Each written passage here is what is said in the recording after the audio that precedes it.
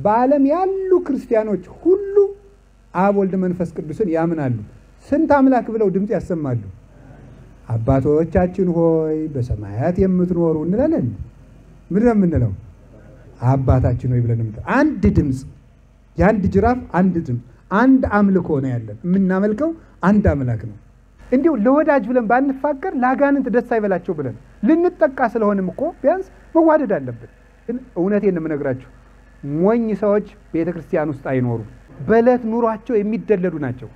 ይሄ ሰውዬ ጳጳስ ሊሆን ይችላል፣ ይሄ ሰውዬ መነኩሴ ሊሆን ይችላል፣ ይሄ ሰውዬ መምህር ሊሆን ይችላል። ሞኝ ከሆነ ግን ብፁዕ አባታችን ስላለው እየተከበረ ከመሰለው እየጠፋ እንደሆነ ካልገባው ይሄ ሰውዬም ሊጠፋ ይችላል። ነገ ተገርፎ መውጣት አለ። በገዛ ቤተክርስቲያን በተከበርንበት ዙፋን በተጋረደልን ቤተክርስቲያን በተነጠፈልን ቤተክርስቲያን መኖር የማንችልበት ጊዜ ይመጣል ካልነቃን። ከሰማይ በታች የተሰጠ ሌላ ስም የለም ነው የሚለው ይላል።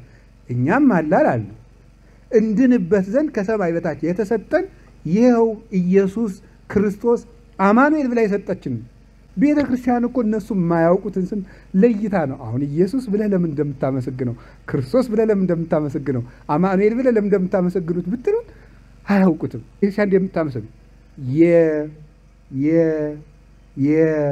ኢየሱስ መድኃኒነ የክርስቶስ ንጉሥነ የአማኑኤል አምላክነ እንዴት እንደምታመሰግነው ለዚያውም ከንባ ጋር ወዮ እኔ ልሙትልህ እያለች ነው የምታመሰግነው። እምንድነው እግዚአብሔር ሲደመር ማርያም ስትደመር ሐዋርያት ሲደመሩ ሰማዕታት ሲደመሩ ማለት አይደለም። የሚያድነን የሚዋጀን እርሱ ነው። እንድንድን ግን የእመቤታችን ምልጃ ያስፈልገናል። አምላክ ወደኛ በመጣ ጊዜ መሃል ላይ የነበረችው እሷ ናት። በእሷ ማህፀን በኩል ነው የሕይወት ውሃ ይፈልቀልን።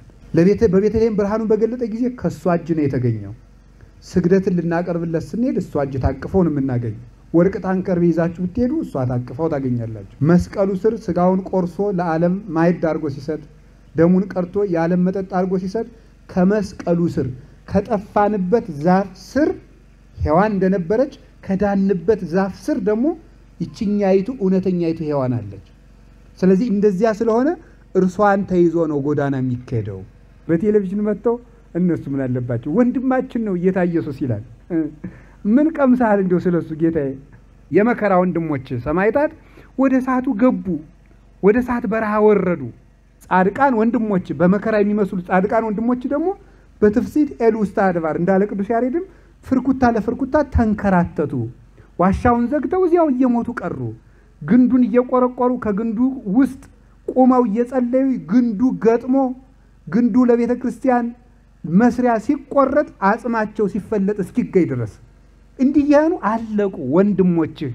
አንድ ሰው የክርስቶስ ወንድም ነኝ የሚለው በመከራ የመሰለ የአንድ እናት ልጆች እንዲመሳሰሉ በመከራ ክርስቶስን የሚመስል ሰው የክርስቶስ ወንድም ይባላል ማለት ነው።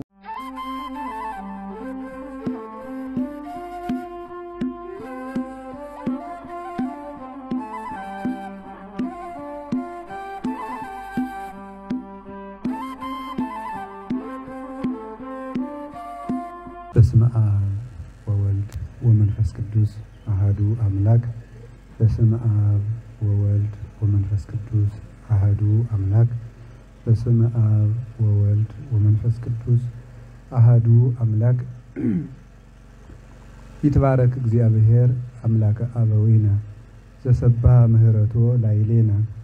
ይቅርታውንና ቸርነቱን በእኛ ላይ የገለጠ የአባቶቻችን አምላክ ቅዱስ እግዚአብሔር በሀብት ስቦ በረድኤት አቅርቦ በቸርነቱ በዚህ ስለሰበሰበን በልቡናችን አስበን በአንደበታችን አከናውነን ስለማንናገረው ቸርነቱ ሁሉ ስሙ የተመሰገነ ይሁን።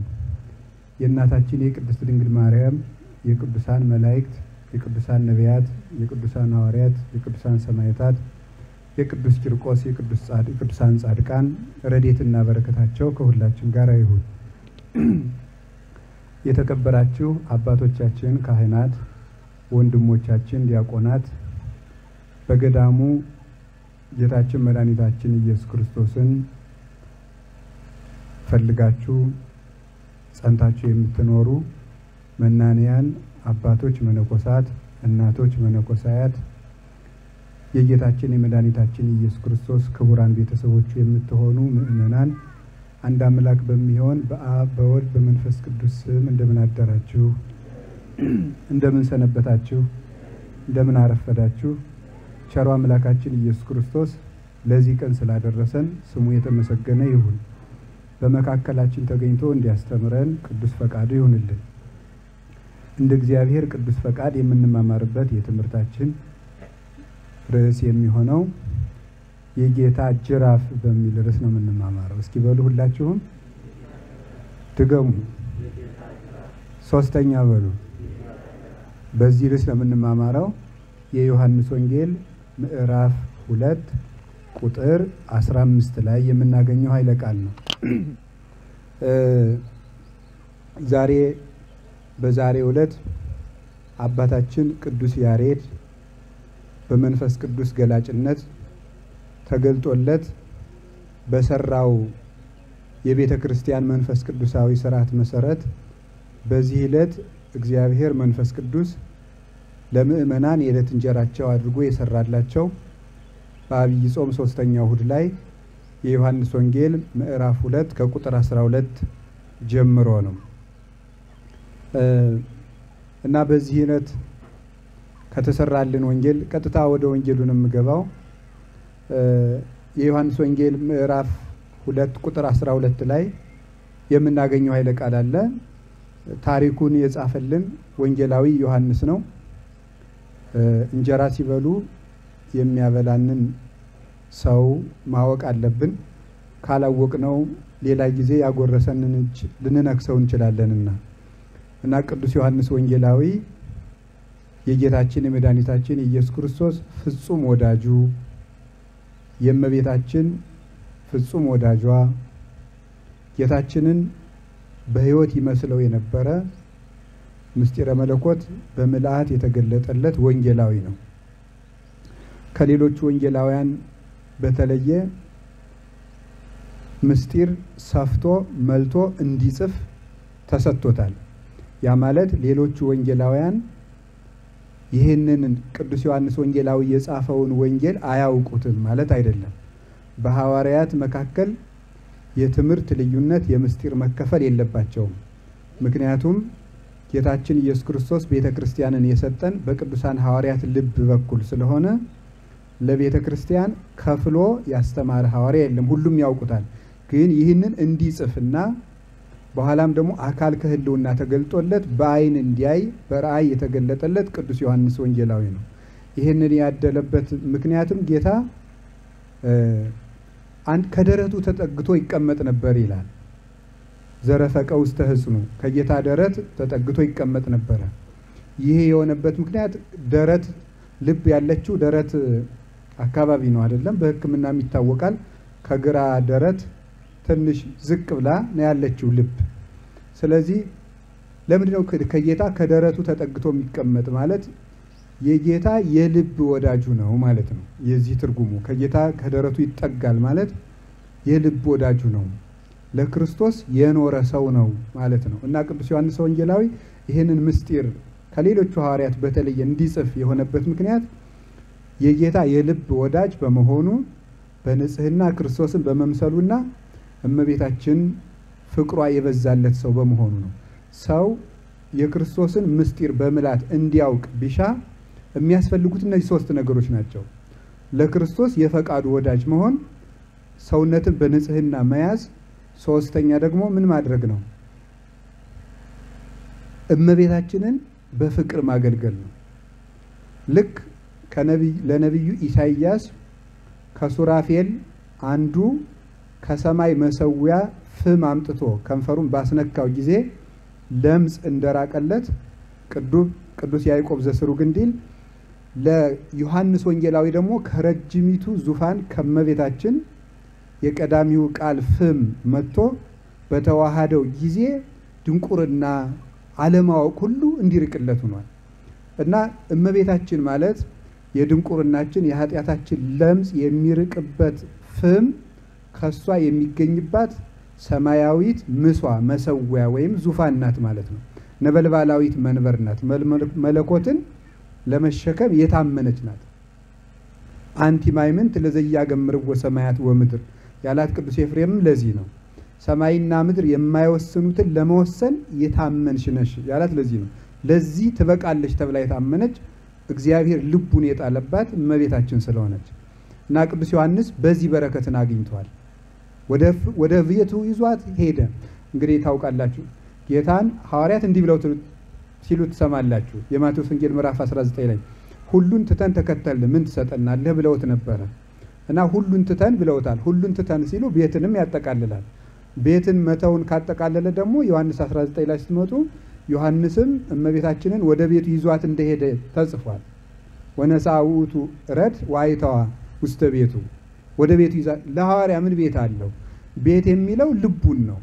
በልቡ ፍቅሯን ይዞ ስንቅ አድርጎ ወደ ስብከት ስለተሰማራ ነው።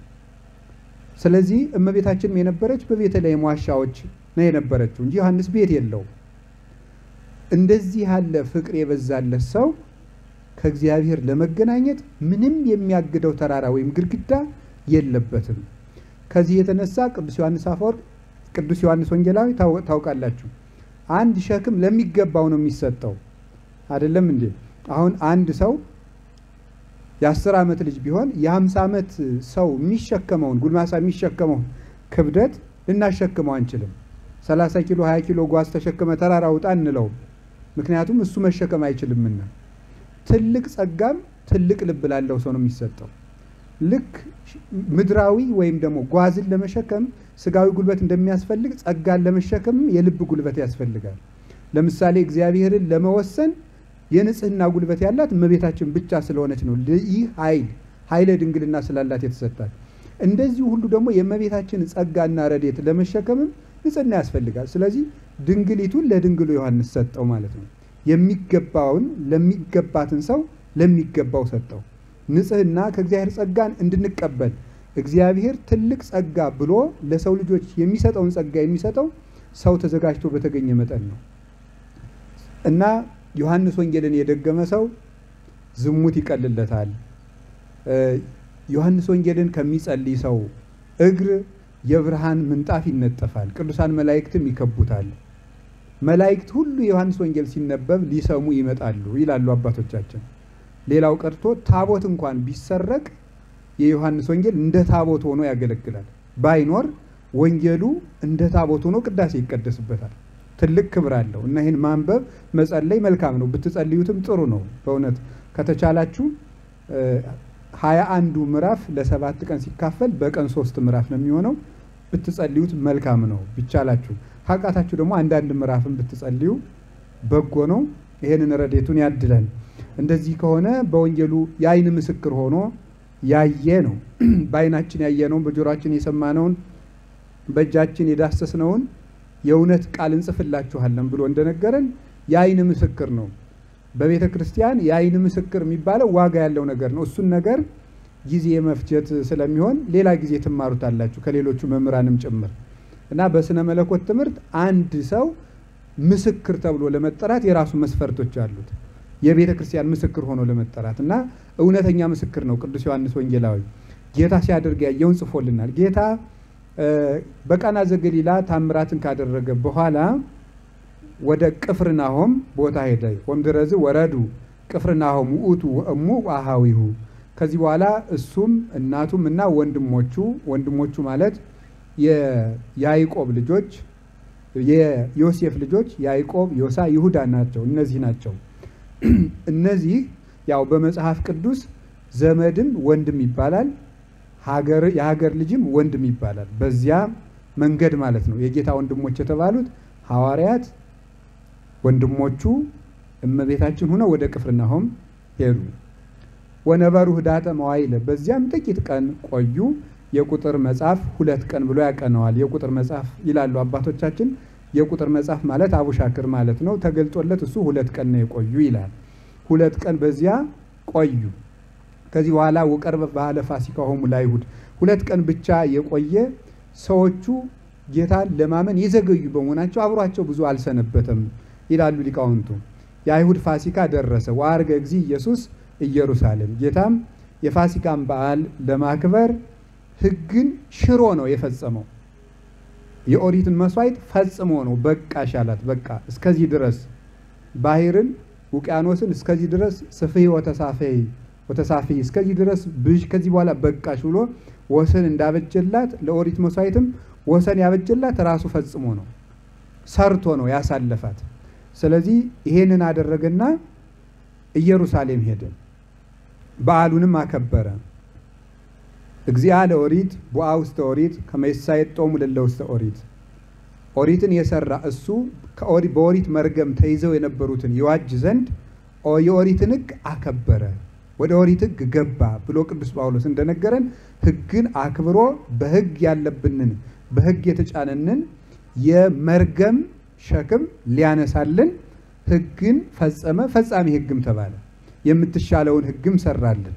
ሰው ቤትን በሰራ ጊዜ አሮጌውን ቤት አፍርሶ አዲስ ቤት ሊሰራ ባለ ጊዜ ከአሮጌው ቤቱ የተሻለውን ያልነቀዘውን እንጨት ወስዶ የነቀዘውን አውጥቶ ከአዲስ እንጨት ጋር አዋቅሮ አዲስ ቤት እንደሚሰራ ክርስቶስም እንደዚሁ የኦሪትን ያረጀውን መስዋዕቷን ክህነቷን አስወጥቶ ሕጓን ደግሞ አምጥቶ ከአዲስ ኪዳን ጋር አዋቅሮ በደሙ ዋጅቶ አዲስ የመዳኛ ሕግ ሰርቶ ሰጠን ማለት ነው።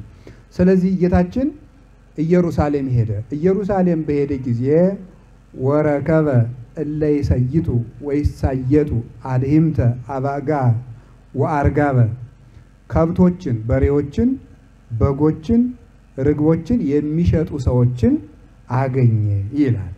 የሚሸጡ የሚለውጡ ወመወልጣነ እለ ይነብሩ ወርቁን በብር ብሩን በወርቅ የከሳውን በወፈረ የወፈረውን በከሳ የሚለውጡትን ሰዎች አገኘ ይላል። ወገብረ መቅሰፍተ ጥብጣቤ ዘሃብል ከዚህ በኋላ የገመድ ጅራፍ አበጀ። የምንማማርበት ርዕስ ይሄ ነው። ይህንን ጅራፍ አበጀና ወሰደደ ኩሎ ምኩራብ አባጋ ወአልሂምተ ከዚህ በኋላ ጌታ የሁሉንም አቅም ያውቃል። እየገረፈ በሬዎችንና በጎችን ከቤተ መቅደስ አስወጥቶ ሰደዳቸው። ወገፍታ ማይዳት ይሆሙ ወዘረወ ወርቆሙ ለመወልጣን የለዋጮችን ወርቃቸውን ብራቸውን ሁሉ በተነባቸው። ወገፍታ ማይዳት ይሆሙ ዕቃ ደርድረው የሚሸጡበትን መደርደሪያቸውን ሁሉ ገለበጠባቸው። ከዚህ በኋላ ወለለ ይሰይጡ አርጋበ ገንጠለ መናብርት ይሆሙ ርግብ የሚሸጡትን ሰዎች ደግሞ መቀመጫቸውን ወንበራቸውን ሁሉ ገለበጠ። ወይቤለውም አሰስሉ ወአውጽኡ ዘንተ እምዜ ወይትረሲው ቤታዌ ቤተ ምስያጥ ይሄንን ከዚህ አስወጡ፣ የአባቴን ቤት የገበያ ቤት አታድርጉት አላቸው ይላል። በቤተ መቅደሱ እየነገዱበት አግኝቷቸው ነው። የሰዎቹን ክፋት ልብ በሉ እንግዲህ የሚሉትን አሁን ቀጥላችሁ ምንተ ትእምርተ ታርኢ ወዘንተ ትገብር ይሄንን የምታደርግ በምን ስልጣንህ ነው አሉት። አይገርማችሁም ግን የሰው ተንኮል አንዳንድ ሰው ስተትህን አስተካከል ስትሉት ስተቱን ከማስተካከል ይልቅ ምንድነው አንተ ማነህና ነው ይላል። ይሄ ከአይሁድ የአይሁድ ጠባይ ነው። አይሁዳዊ ጠባይኛም አለ። ችግሩ ሲነገር ከማስተካከል ይልቅ አንተ ማን ሆነህ ነው ለመሆኑ እኔን ለመምከር የበቃው ብሎ ቆይ ችግሩ ማስተካከል ይቀላል ወይስ የሰውየው ማንነት መመርመር ነው የሚሻለው? የሚያድነንስ ያ ነው ወይ? ከዚያ በኋላ ሰው እኮ ተመክሮ የማይድንበት ምክንያት ይሄ ነው። ይሄንን አለ ንስትወለ ዝንቱ ቤተ መቅደስ ወበሳልስት ዕለት አነስኦ ይሄን ቤተ መቅደስ አፍርሱት እኔ በሶስተኛው ቀን አነሳዋለሁ አላቸው። በ40 ወበ6 ዓመት ታንጸ ዝንቱ ቤተ መቅደስ ወአንተሰ በሰሉስ ዕለት ታነሳው 46 ዓመት የሰራነውን ቤተ መቅደስ አንተ ደግሞ ብለህ በሶስተኛው ቀን እሰራዋለሁ አልክ አሉት። ውእቱሰ በይንተ ቤተ ሥጋሁ ይቤሎሙ እርሱ ግን ይሄን ያላቸው ስለምኑ ነው? ቤተ መቅደስ ስለተባለ ሥጋው ነበረ ይላል። ስለ ቃሉ እግዚአብሔር ስሙ የተመሰገነ ይሁን። ይሄ ንባቡ ነው ዛሬ ጌታ ያደረገ ነው። ስለዚህ ሶስተኛው እሁድ ምኩራብ የተባለበት ምክንያት ምኩራብ ማለት አዳራሽ ቤተ ጸሎት ማለት ነው። በምኩራብ ቀን አይሁድ በምኩራባቸው ቀን ተገኝቶ ያ ማለት ዛሬ ቀን ነው ጌታ እንደዚህ ያደረገ ማለት ሳይሆን እግዚአብሔር መቼስ ዘትማለም ወይም ወክማውት እስከ ዓለም ነው። እሱ ትናንትም ዛሬም እስከ ዘላለሙ ድረስ ሕያው ነውና ምን አደረገ? በዘመነ ስጋዌ የሰራቸውን ስራዎቹን ይሄንን በዚህ ቀን አስቡት ይሄንን በዚህ ቀን አስቡት ብሎ እንድናስበው በቅዱስ ያሬድ ጊዜ በኋላ ገልጦልን ጌታ በዘመነ ስጋዌ ተገልጦ ላስተማረው ለሰራቸው ስራዎቹ መታሰቢያ ቀን እያደረግንለት ማለት ነው። ስለዚህ ያንን ዛሬ አሁን ምኑ ነው የምናስበው? አሁን ዛሬ ምኩራብ ነው፣ አብይ ጾም ነው። በዚህ የተሰበሰብን ሰዎች ምንድን ነው የምናስበው? አሁን ምን እያሰባችሁ ነው የመጣችሁት? የምናስበው ምንድን ነው? ክርስቶስ ቤተ መቅደስን ያጸዳበት ቀን ማለት ነው። እንደዚህ እንድናስብ ያስፈልጋል። በዚህ ቀን አንተም ያን እያሰብክ ዋልና ድርሻችሁን በኋላ ይነግረናል፣ መጽሐፍ ይነግረናል። ይውላችንም ቤተ መቅደስ እንጂ አሁን ዝም ብሎ ምኩራብ እሑድ ከዘሰ በቃ አለፈ። ቅድስት እሺ በቃ አንተ ምንም ቅድስት አላደረግነው እኔም እንደዛው ማለት ነው። ዘወረደ አለፈ። ኒቆዲሞስ ደብረ ዘይት ኒቆዲሞስ ያልፋል። ዛሬ ምንድነው? ምኩራቡን አጸዳ። ክርስቶስ ቤተ መቅደሱን አጸዳ። እኛ ምንድነው ማድረግ ያለብን? ይሄን አስበን ስንውል ዛሬ ምንድነው ማድረግ ያለብን? ይሄን እንድናስብ ነው። ሰው ገዳም የሚሄድበት ምክንያት ሰው በፊቱ ላይ ጉድፍ መኖሩንና አለጉ መኖሩን ለማወቅ ከመስታወት ፊት እንደሚቆመው ሁሉ ሰው ራሱን የማያ ጊዜ እንዲያገኝ ነው ገዳም የሚመጣው። አንደኛ ሽቱን የነካ ሰው እጁ ሽቱ እንደሚለው ሁሉ የእግዚአብሔርን የተቀደሱ ተራራዎቹን ነክቶ የሚሄድ ሰው ተቀድሶ ተባርኮ በረከት አግኝቶ ይሄዳል። ለመቀደስ ለመባረክ ነው የምንመጣው። ሁለተኛ ደግሞ ራሳችን አይተን ጉድፎቻችንን ለቅመን እንድንሄድ ነው። ታውቃላችሁ የደፈረሰ ውሃ ፊትን ሊያሳይ አይችልም እና ባለንበት ቦታ ብዙ ጫጫታ አለ። ያ የደፈረሰው ፖለቲካው፣ ዘፈኑ፣ ጫጫታው ያደፈረሰው ሁኔታ ውስጥ ነን። ራሳችንን የማያ ጊዜም ቦታም ስላጣን እንዲህ እየመጣን ራሳችን እያየን እንድንሄድ ተብሎ ነው። ራስን ካለማየት በላይ ችግር ያለ እንዳይመስላችሁ። ዓለምም በስተመጨረሻው ጊዜ መጨረሻ ላይ ድግሶቹን እያበዛች ጫጫታ እያበዛች መድረኮችን እያበዛች ራሳችን የምናይበትና የምናስብበት ፋታ እንድናጣ ነው የምታደርገን። ፋታ እንድናጣ ሁልጊዜ ከእንቅስቃሴ ወደ እንቅስቃሴ ከእንቅስቃሴ ወደ እንቅስቃሴ ከተግባር ወደ ተግባር ከወግ ወደ ወግ ጫጫታ ከመራግብር ወደ መራግብር እየሄድ ለራሳችን በቀን 30 ደቂቃ እንኳን እንዳይተርፈን በማድረግ ጠምዶ ነው ሰይጣን ልቡናችንን አባክኖ ስጋችንን ማባከን የሚችለው። ለዚህ ነው። ስለዚህ ራሳችን እንድናይ ነው። ጌታ ከዚህ በኋላ ወደ ቅፍርናሆም ወረደ። ወደ ቅፍርናሆም የናሆም መንደር ማለት ነው። ቅፍር በዕብራይስጥ ቋንቋ መንደር ማለት ነውና ቅፍርናሆም ማለት የናሆም መንደር የናሆም ርስት ማለት ነው። ወደዚያ ሲወርድ ስንት ሆኖ ነው የወረደው? እርሱ እናቱ እና ምንድነው? ናሆም ማለት መድኃኒት፣ ፈውስ፣ የእግዚአብሔር ፈውስ ማለት ነው። የእግዚአብሔር ፈውስ ማለት ነው። ስለዚህ ቅፍርናሆም ማለት ስትፈቱት ምን ይሆናል? የናሆም መንደር። ናሆም የሚለውን ፈውስ አብላችሁ ስትተረጉሙት ደግሞ ምን የሚል ቃል ታገኛላችሁ? የፈውስ መንደር፣ የፈውስ ሰፈር፣ የፈውስ ተራራ፣ የፈውስ ሀገር የሚል ታገኛላችሁ። የፈውስ ቤት ታገኛላችሁ። ወደ ቅፍርናሆም ሲወርድ እርሱ እናቱ እና ደቀ መዛሙርቱ እና ወንድሞቹ ተጓዙ ብሎ 4 ነገሮች ነው የተነገረን። እንዲሁ ዝም ብሎ ወንጌላዊ ጌታ ወደ ቅፍርናሆም ሄደ ለምን አይለንም ነበር? ወንጌል ውስጥ ታውቃላችሁ እንኳን የሰው ስም የሰይጣን ስም እንኳን ዝም ብሎ አይጻፍም። ወንጌል ውስጥ እንድንማርበት ነው የተጻፈ። እንኳን የተቀደሱ ሰዎች ስም የሰይጣን ስም እንኳን የተራራ ስም የዛፍ ስም ዝም ብሎ አይጻፍም። በዚህ አካባቢ ከሾላው አጠገብ ደረሱ የሚለው ዝም ብሎ አይደለም። እዚያ ሾላ ውስጥ የሆነ ትምህርት አለ። እግዚአብሔር እንድናይ የፈለገው መጽሐፍ ቅዱስ ውስጥ የተቀመጠ ድንጋይ ዝም ብሎ ከድንጋዩ ላይ ሂዶ ተቀመጠ ቢል ዝም ብሎ አይደለም። ያ ድንጋይ የሆነ ነገር አለው። እሺ ሲጓዙ ጌታችን ኢየሱስ ክርስቶስም ወደ ቅፍርናሆም ዝም ብሎ ሄደ ማለትን ትቶ እናቱን ይዞ ሄደ፣ ደቀ መዛሙርቱን ይዞ ሄደ፣ ወንድሞቹን ይዞ ሄደ የሚለን ለምንድን ነው? አጭር መልእክት ብቻ ነው የማስተላልፈው ጊዜያችን ላለመፍጀት ወደ ቀጣዩ ትምህርት እንድንሄድ። የፈውስ መንደር የምትባለው ቤተክርስቲያን ናት። የናሆም መንደር የምትባለው የፈውስ ቤት የፈውስ ሀገር ቤተክርስቲያን ናት። በቤተክርስቲያን ውስጥ ፈውስ የተባለው ነገረ ድነት ነው፣ መዳን ማለት ነው። ፈውስ ማለት ጤንነትን ማግኘት፣ ልክ መንጻት ከኃጢአት መላቀቅ እንደሆነ ሁሉ መፈወስ ማለት ደግሞ ከደዌ መጠበቅ አንድ መጠበቅ ነው። መዳን በነገራችሁ ላይ መዳን 2 ትርጉም ነው ያለው። አንደኛ ደዌው ኑሮብህ መፈወስ ማለት ነው። ሁለተኛ ከደዌው መጠበቅ ማለት ነው። ለምሳሌ አድህነኒ እምደም እግዚአብሔር አምላከ መድኃኒቴ ይላል መዝሙር 50 ላይ የደህንነቴ አምላክ ሆይ ማለት ደህንነትን የምታደርግልኝ ፈጣሪ እግዚአብሔር ሆይ ከደም አድነኝ ይላል። ከደም አድነኝ ማለት 3 ትርጉም ነው ያለው። ከደም አድነኝ። አንደኛ እምክኢዮ ደም ከማፍሰስ አድነኝ። ሁለተኛ ደም አፍስሼ ከሰራሁት ኃጢአት አድነኝ። ዳዊት የጉልማሳ አስገድሎ ስለነበረ። ሶስተኛ ደም ከሚያፈሱ ሰዎች አድነኝ ማለት ነው። ስለዚህ ተመልከቱ፣ ከደም አድነኝ ማለት ምን ማለት ነው? አሁን ቀደም ነፍስ ገድዬ ነበርና አድነኝ ማለቱ ነው። አንድ ሁለተኛ ደግሞ ወደፊት እንዳልገድል ከኃጢአት ጠብቀኝ ማለት ነው። ሁለት ሶስተኛ ደግሞ የኔን ደም ከሚያፈሱ ሰዎች ጠብቀኝ፣ አድነኝ። ስለዚህ መዳን ያለፈንም የሚመጣንም ነገር የያዘ ነው ማለት ነው። መዳን ባልን ጊዜ አሁን እኛም እንድናለን። ስለ ድነት ስናምነሳ ነገረ ድነት ሲነሳ በቤተ ክርስቲያን በደንብ እንድትሰሙኝ ይፈልጋለሁ። እሺ እንውዘ ልብ እንዳትሆኑ። ምክንያቱም የሃይማኖታችሁን ትምህርት በደንብ ማወቅ ስላላችሁ ነው። ስትጠየቁም እንድትመልሱ ነው። አሁን አንድ ጴንጤ መጥቶ ድናል ቢላችሁ ምንድን ነው የምትሉት? ድናል ቢላችሁ አሁን ምንድን ነው የምትሉት?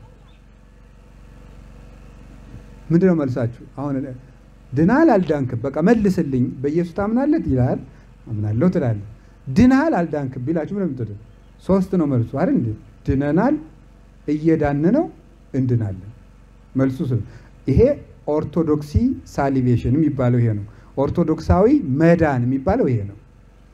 ድነናል፣ እየዳን ነው፣ እንድናለን። በፕሮቴስታንት ግን ድኛለሁ፣ በቃ ጨረሰ። ድኛለሁ ነው የሚለው። ግን ዮሐንስ ወንጌላዊ ራሱ ልጆች ሆይ መጨረሻችን ገና አልታወቀም ነው ያለ። እንደዚህ ያለ ትዕቢት ማን እንዳመጣባቸው በጣም ያስደንቃል። ወሶ በጻድቅ ምጹብ ይድህን አይቴ ሀለወ ለኃጥእ ያስተሪ። ጻድቅ በጭንቅ የሚድን ከሆነ ኃጢአተኛው ይገለጥ ወዴት ይገለጥ ዘንድ አለው ይላል ቅዱስ ጴጥሮስ። ጻድቅ በጭንቅ ከዳነ ኃጢአተኛው እንዴት እታያለሁ? ድኜ በእግዚአብሔር ፊት በባለሟልነት እንዴት እገለጣለሁ ትላለህ? ድነታችን ሰርተን የምንፈጽመው ነው። ድነናል። እንዴት? ከአዳም እርግማን ድነናል። ከአዳም እርግማን እየዳን ነው በየቀኑ። ቅዱስ ጳውሎስ አንድ ቃል ተናግሯል። አንደኛ ቆሮንቶስ ምዕራፍ 15 ላይ ክርስቶስ ካልተነሳ ለምን በየቀኑ ሞታለሁ ይላል። በየቀኑ ሞታለሁ። ቅዱስ ጳውሎስ ስንት ቀን ነው የሞተ? ስንት ቀን ነው የሞተ? በየቀኑ ሞታለሁ ይላል። ምን ማለት ነው ይሄ? ራሱን ችሎ ሰፊ ትርጉም ያለው ቃል ነው። ከርዕሰ ጉዳዩ ጋር የሚገናኘውን ብቻ ልንገራችሁ። በየቀኑ ሞታለሁ ምንድን ነው የሚለው ካላችሁ፣ በየቀኑ ሞታለሁ አንደኛ በየቀኑ ለሞት የሚያደርስ መከራ እቀበላለሁ ነው አንድ። ሁለተኛው ግን በየቀኑ መሞት ማለት መለየት ማለት ነው። ለኃጢአት ሙቶ ለክርስቶስ መኖር ማለት ነው መዳን ማለት። ስለዚህ በየቀኑ ሞታለሁ ማለት ነው ድነትህን በየቀኑ የምትመርጠው ነገር ነው ማለት ነው። ክርስቶስና ዲያብሎስ፣ ንጽህናና ዝሙት፣ ሆዳምነትና ጾም በየቀኑ ለምርጫ ይቀርቡልሃል። በየቀኑ ነው የምትሞተው፣ በየቀኑ ነው የምትመርጠው። ምርጫው በየቀኑ ዛሬ የዛሬ ለክታችን ዛሬ የዛሬን አስቡ፣ የመዳን ቀን ዛሬ ነው አለ። እግዚአብሔር ያሳያችሁ። በጣም ቀጣይነት ያለውና ነገረ ድነት ሁልጊዜ በመስራት የሚዳን መሆኑን ሲነግር ምንድን ነው ያለ ቅዱስ ጳውሎስ? የመዳን ቀን ዛሬ ነው። ትንቢተ ኢሳይያስ ምዕራፍ 49 የተነገረውን ወስዶ ሁለተኛ ቆሮንቶስ ምዕራፍ 6 ላይ በዕለተ ሪት እሰማዕከ ወበዕለተ መድኃኒት አድኅነከ ወናሁዮም ዕለተ አድኅኖ። እነሆ ዛሬ የመዳን ቀን ነው ይላል። የመዳን ቀን ዛሬ ነው ማለት መቼ ነው? ትናንት እሺ፣ ዛሬ ያልክ ዛሬስ መቼ ትላለህ? ዛሬ። ነገ ደግሞ የመዳን ቀን መቼ ነው? በሉ ንገሩኝ እንጂ ነገ ላይ ሆኑና የመዳን ቀን መቼ ነው? ዛሬ። ስለዚህ የመዳን ቀን ማለት እስከምትሞትባት ቅጽበት ድረስ ያለችው ዝግጅትህ ናት ማለት። ለዚህ ነው ወዘስ አዝለፈ ትዕግስቶ ውእቱ ይድህን፣ እስከ መጨረሻው ድረስ የታገሰ ትዕግስትን ያዘወተረ ሰው ይድናል ያለን የማቴዎስ ወንጌል ምዕራፍ 24 ቁጥር 14 ላይ። ስለዚህ የፈውስ መንደር ቅፍርናሆም ቤተክርስቲያን ናት። ቤተክርስቲያን ውስጥ ደግሞ ዛሬ መጥተህ ብቻ ለምትድነው ሁልጊዜ እየመጣህ የምትድን ነው። ይውላችሁ ክርስቶስ የቤተክርስቲያን ራስ ነው። ቤተክርስቲያን አካሉ ናት። እኛ ደግሞ ህዋሳቱ ነን።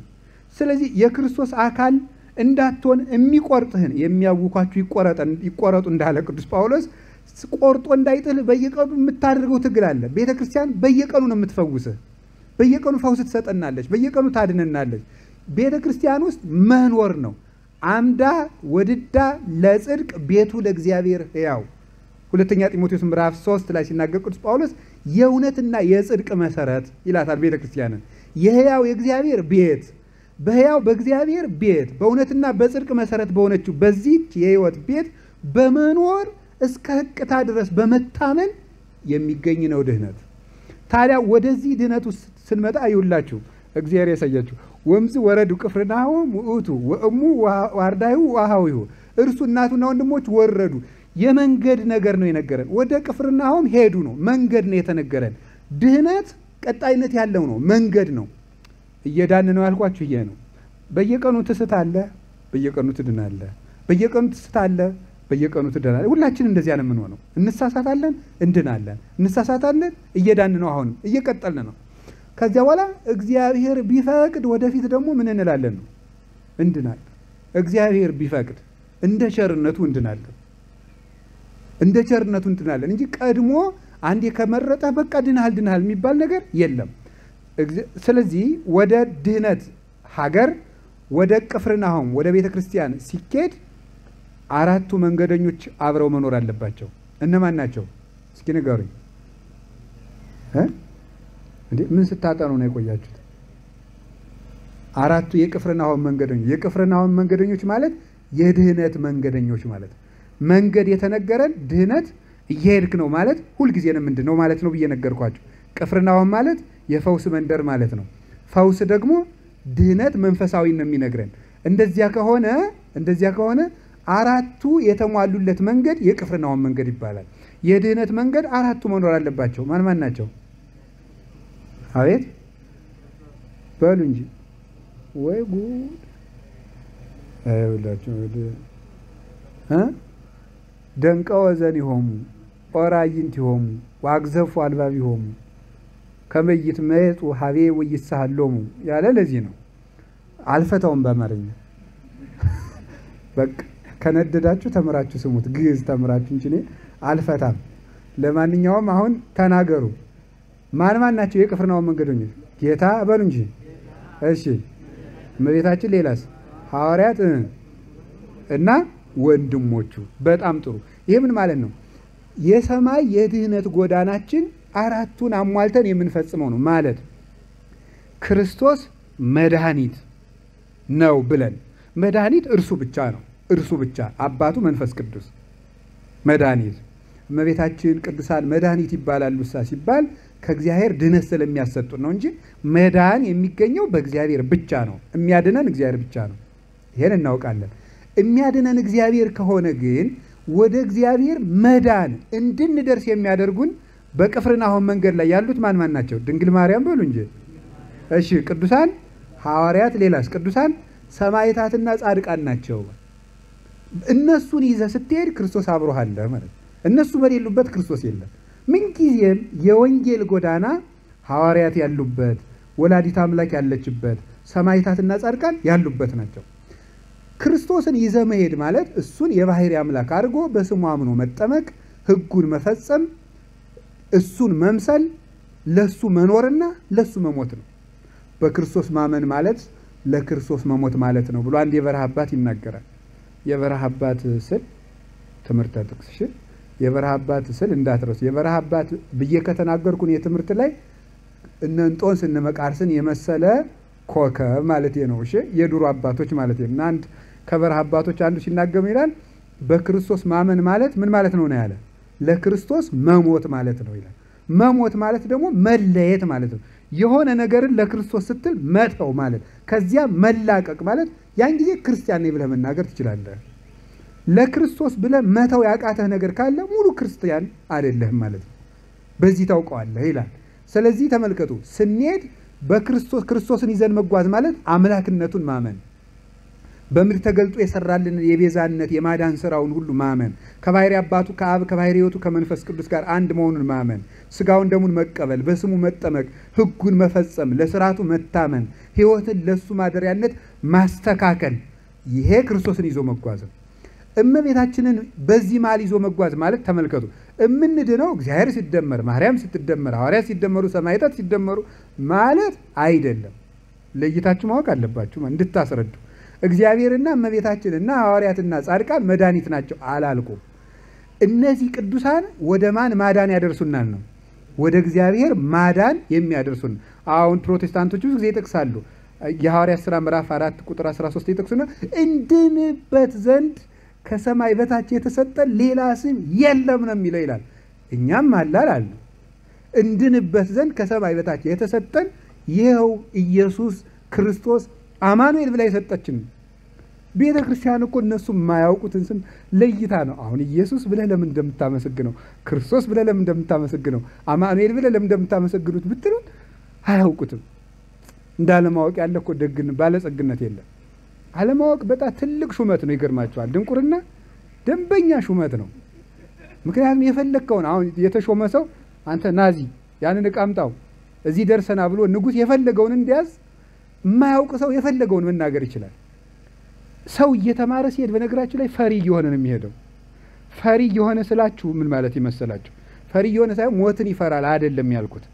ሰው እየተማረ ሲሄድ እንዲሁ በዚህ ጉዳይ ላይ ዝም ብል ይሻለኛል፣ ሌሎች ከኔ የሚበልጥ የሚያውቁት ይኖራሉ እያለ ነው የሚሄደው። የማያውቅ ሰው ደግሞ ለመናገር ነው የሚሮጠው። በጣም የሚያስደንቀው እኮ እና አይውላችሁ ቤተክርስቲያን እንደምታመሰግኑ የኢየሱስ መድኃኒነ የክርስቶስ ንጉሥነ የአማኑኤል አምላክነ እንዴት እንደምታመሰግነው ቅዳሴ ዮሐንስ አፈወርቅ ነው። ለዚያውም ከንባ ጋር ወዮ እኔ ልሙትልህ እያለች ነው የምታመሰግነው በቅዳሴዋ። ኢየሱስ ብላ መድኃኒታችን ስለሆንክ ኢየሱስ ብለን እናመሰግናለን።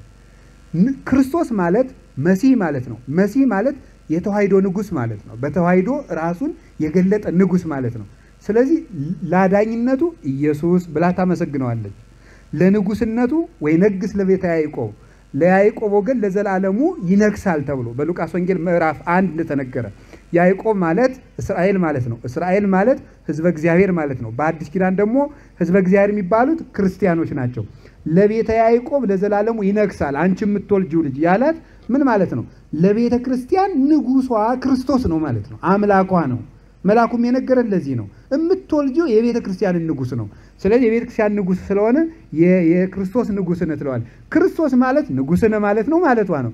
ኢየሱስ ማለት መድኃኒነ ማለት ነው። አማኑኤል ማለት ፈጣሪ ማለት ነው። ይሄ ማለት አማኑኤል ማለት እግዚአብሔር ከኛ ጋር ማለት ነው የሚለውን የዕብራይስጡን ቃል ቤተክርስቲያን አታውቀውም ማለት አይደለም። እግዚአብሔር ከኛ ጋር ሆነ ማለት ፈጣሪያችን የፈጠረን ያዘጋጀን እርሱ በእኛ አድሮ ይኖራል ማለት ነው አለችና አማኑኤል የሚለውን አምላክነ ማለት ፈጣሪያችን ማለት ነው። በቤተክርስቲያን ትርጓሜ አምላክ የሚባል አንቀጽ ሲገኝ ፈጣሪ ተብሎ ነው የሚተረጎመው። ስለዚህ ፈጣሪያችንን ፈጣሪነቱን ታመሰግነዋለች፣ ንጉሥነቱን ታመሰግነዋለች፣ አዳኝነቱን ታመሰግነዋለች። የሚያድነን የሚዋጀን እርሱ ነው። እንድንድን ግን የእመቤታችን ምልጃ ያስፈልገናል። እሷን ትቶ ወደ ቅፍርናሆም መሄድ የለም። እናትነቱ ያስፈልገናል። አምላክ ወደኛ በመጣ ጊዜ መሀል ላይ የነበረችው እሷ ናት። በእሷ ማህፀን በኩል ነው የሕይወት ውሃ ይፈልቀልን። በቤተልሔም ብርሃኑን በገለጠ ጊዜ ከእሷ እጅ ነው የተገኘው። ስግደትን ልናቀርብለት ስንሄድ እሷ እጅ ታቅፈው ነው የምናገኘው። ወርቅ ታንከር ይዛችሁ ብትሄዱ እሷ ታቅፈው ታገኛላችሁ።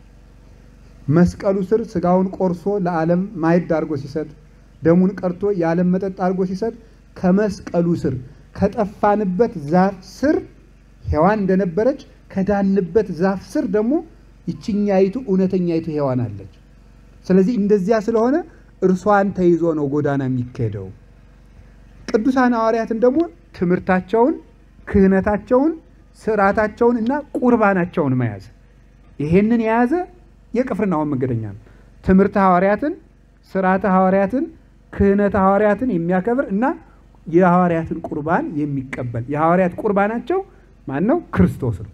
እርሱን የሚቀበል አንድ ክርስቲያን የቅፍርናሆም መንገደኛ አሁን ዛሬ በጣም ጥሩ ነው። የቅፍርናሆም መንገደኞች ሄዱ አልኳችሁ። አሁን እናንተ እንግዲህ ህይወታችሁ በአጠቃላይ መንገድ ነው። እንግዲህ ከዛሬ በኋላ ስትመለሱ መንገዳችሁን አንድ በክርስቶስ እየኖርኩ ነው ወይ ብሎ መጠየቅ፣ ሁለት የእመቤታችን ፍቅር አብሮኛል ወይ፣ ሶስት ክህነት ሐዋርያትን አክብሬ ንስሐ እየገባሁ ስርዓታቸውን እየጠበቅኩ እየቆረብኩ ነው ወይ፣ ሶስት አራተኛ ወንድሞቹ ናቸው። ወንድሞቹ አብረውት ነበሩ ተብሎ ተጻፈ። ወኩሉ ዘተጽፈ ለተግሳጸ ዚአነ ተጽፈ የተጻፈ ሁሉ እኛ ልንመከርበት ነው የተጻፈ ብሏል ቅዱስ ጳውሎስ። እሺ ወንድሞቹም አብረው ሄዱ ተብሎ የተጻፈልን እናንተ መንገድ ስትሄዱ ወንድሞቻችሁን እያያዛችሁ ሂዱ ለማለት ነው እንዴ? እኔ ወንድም ባይኖረኝስ እሺ ምን ላድርግ? ታዲያ የመጽሐፍ ቅዱስ ሌላ መንፈሳዊ ፍቻ አለው ማለት። ወንድሞቹ የተባሉት ይገርማቸዋል። ወንድም ከአንድ እናት ስለሚወለድ በመልክ ይመስለዋል። ክርስቶስን የሚመስሉ ቅዱሳን ናቸው እነዚህ የሚወክሉት ሰማዕታትን ጻድቃንን። ለዚህ ነው ደራሲው አሃዊከ ሰማዕታት ቆላተ ሕማማት ወረዱ ወጻድቃኒከ ገዳማት ኦዱ ብሎ የሚናገረው። ወንድሞች የመከራ ወንድሞች ሰማዕታት ወደ እሳቱ ገቡ፣ ወደ እሳት በረሃ ወረዱ። ወጻድቃኒከ ገዳማት ኦዱ ጻድቃን ወንድሞች በመከራ የሚመስሉ ጻድቃን ወንድሞች ደግሞ በትፍሲት ኤል ውስተ አድባር እንዳለ ቅዱስ ያሬድም ፍርኩታ ለፍርኩታ ተንከራተቱ።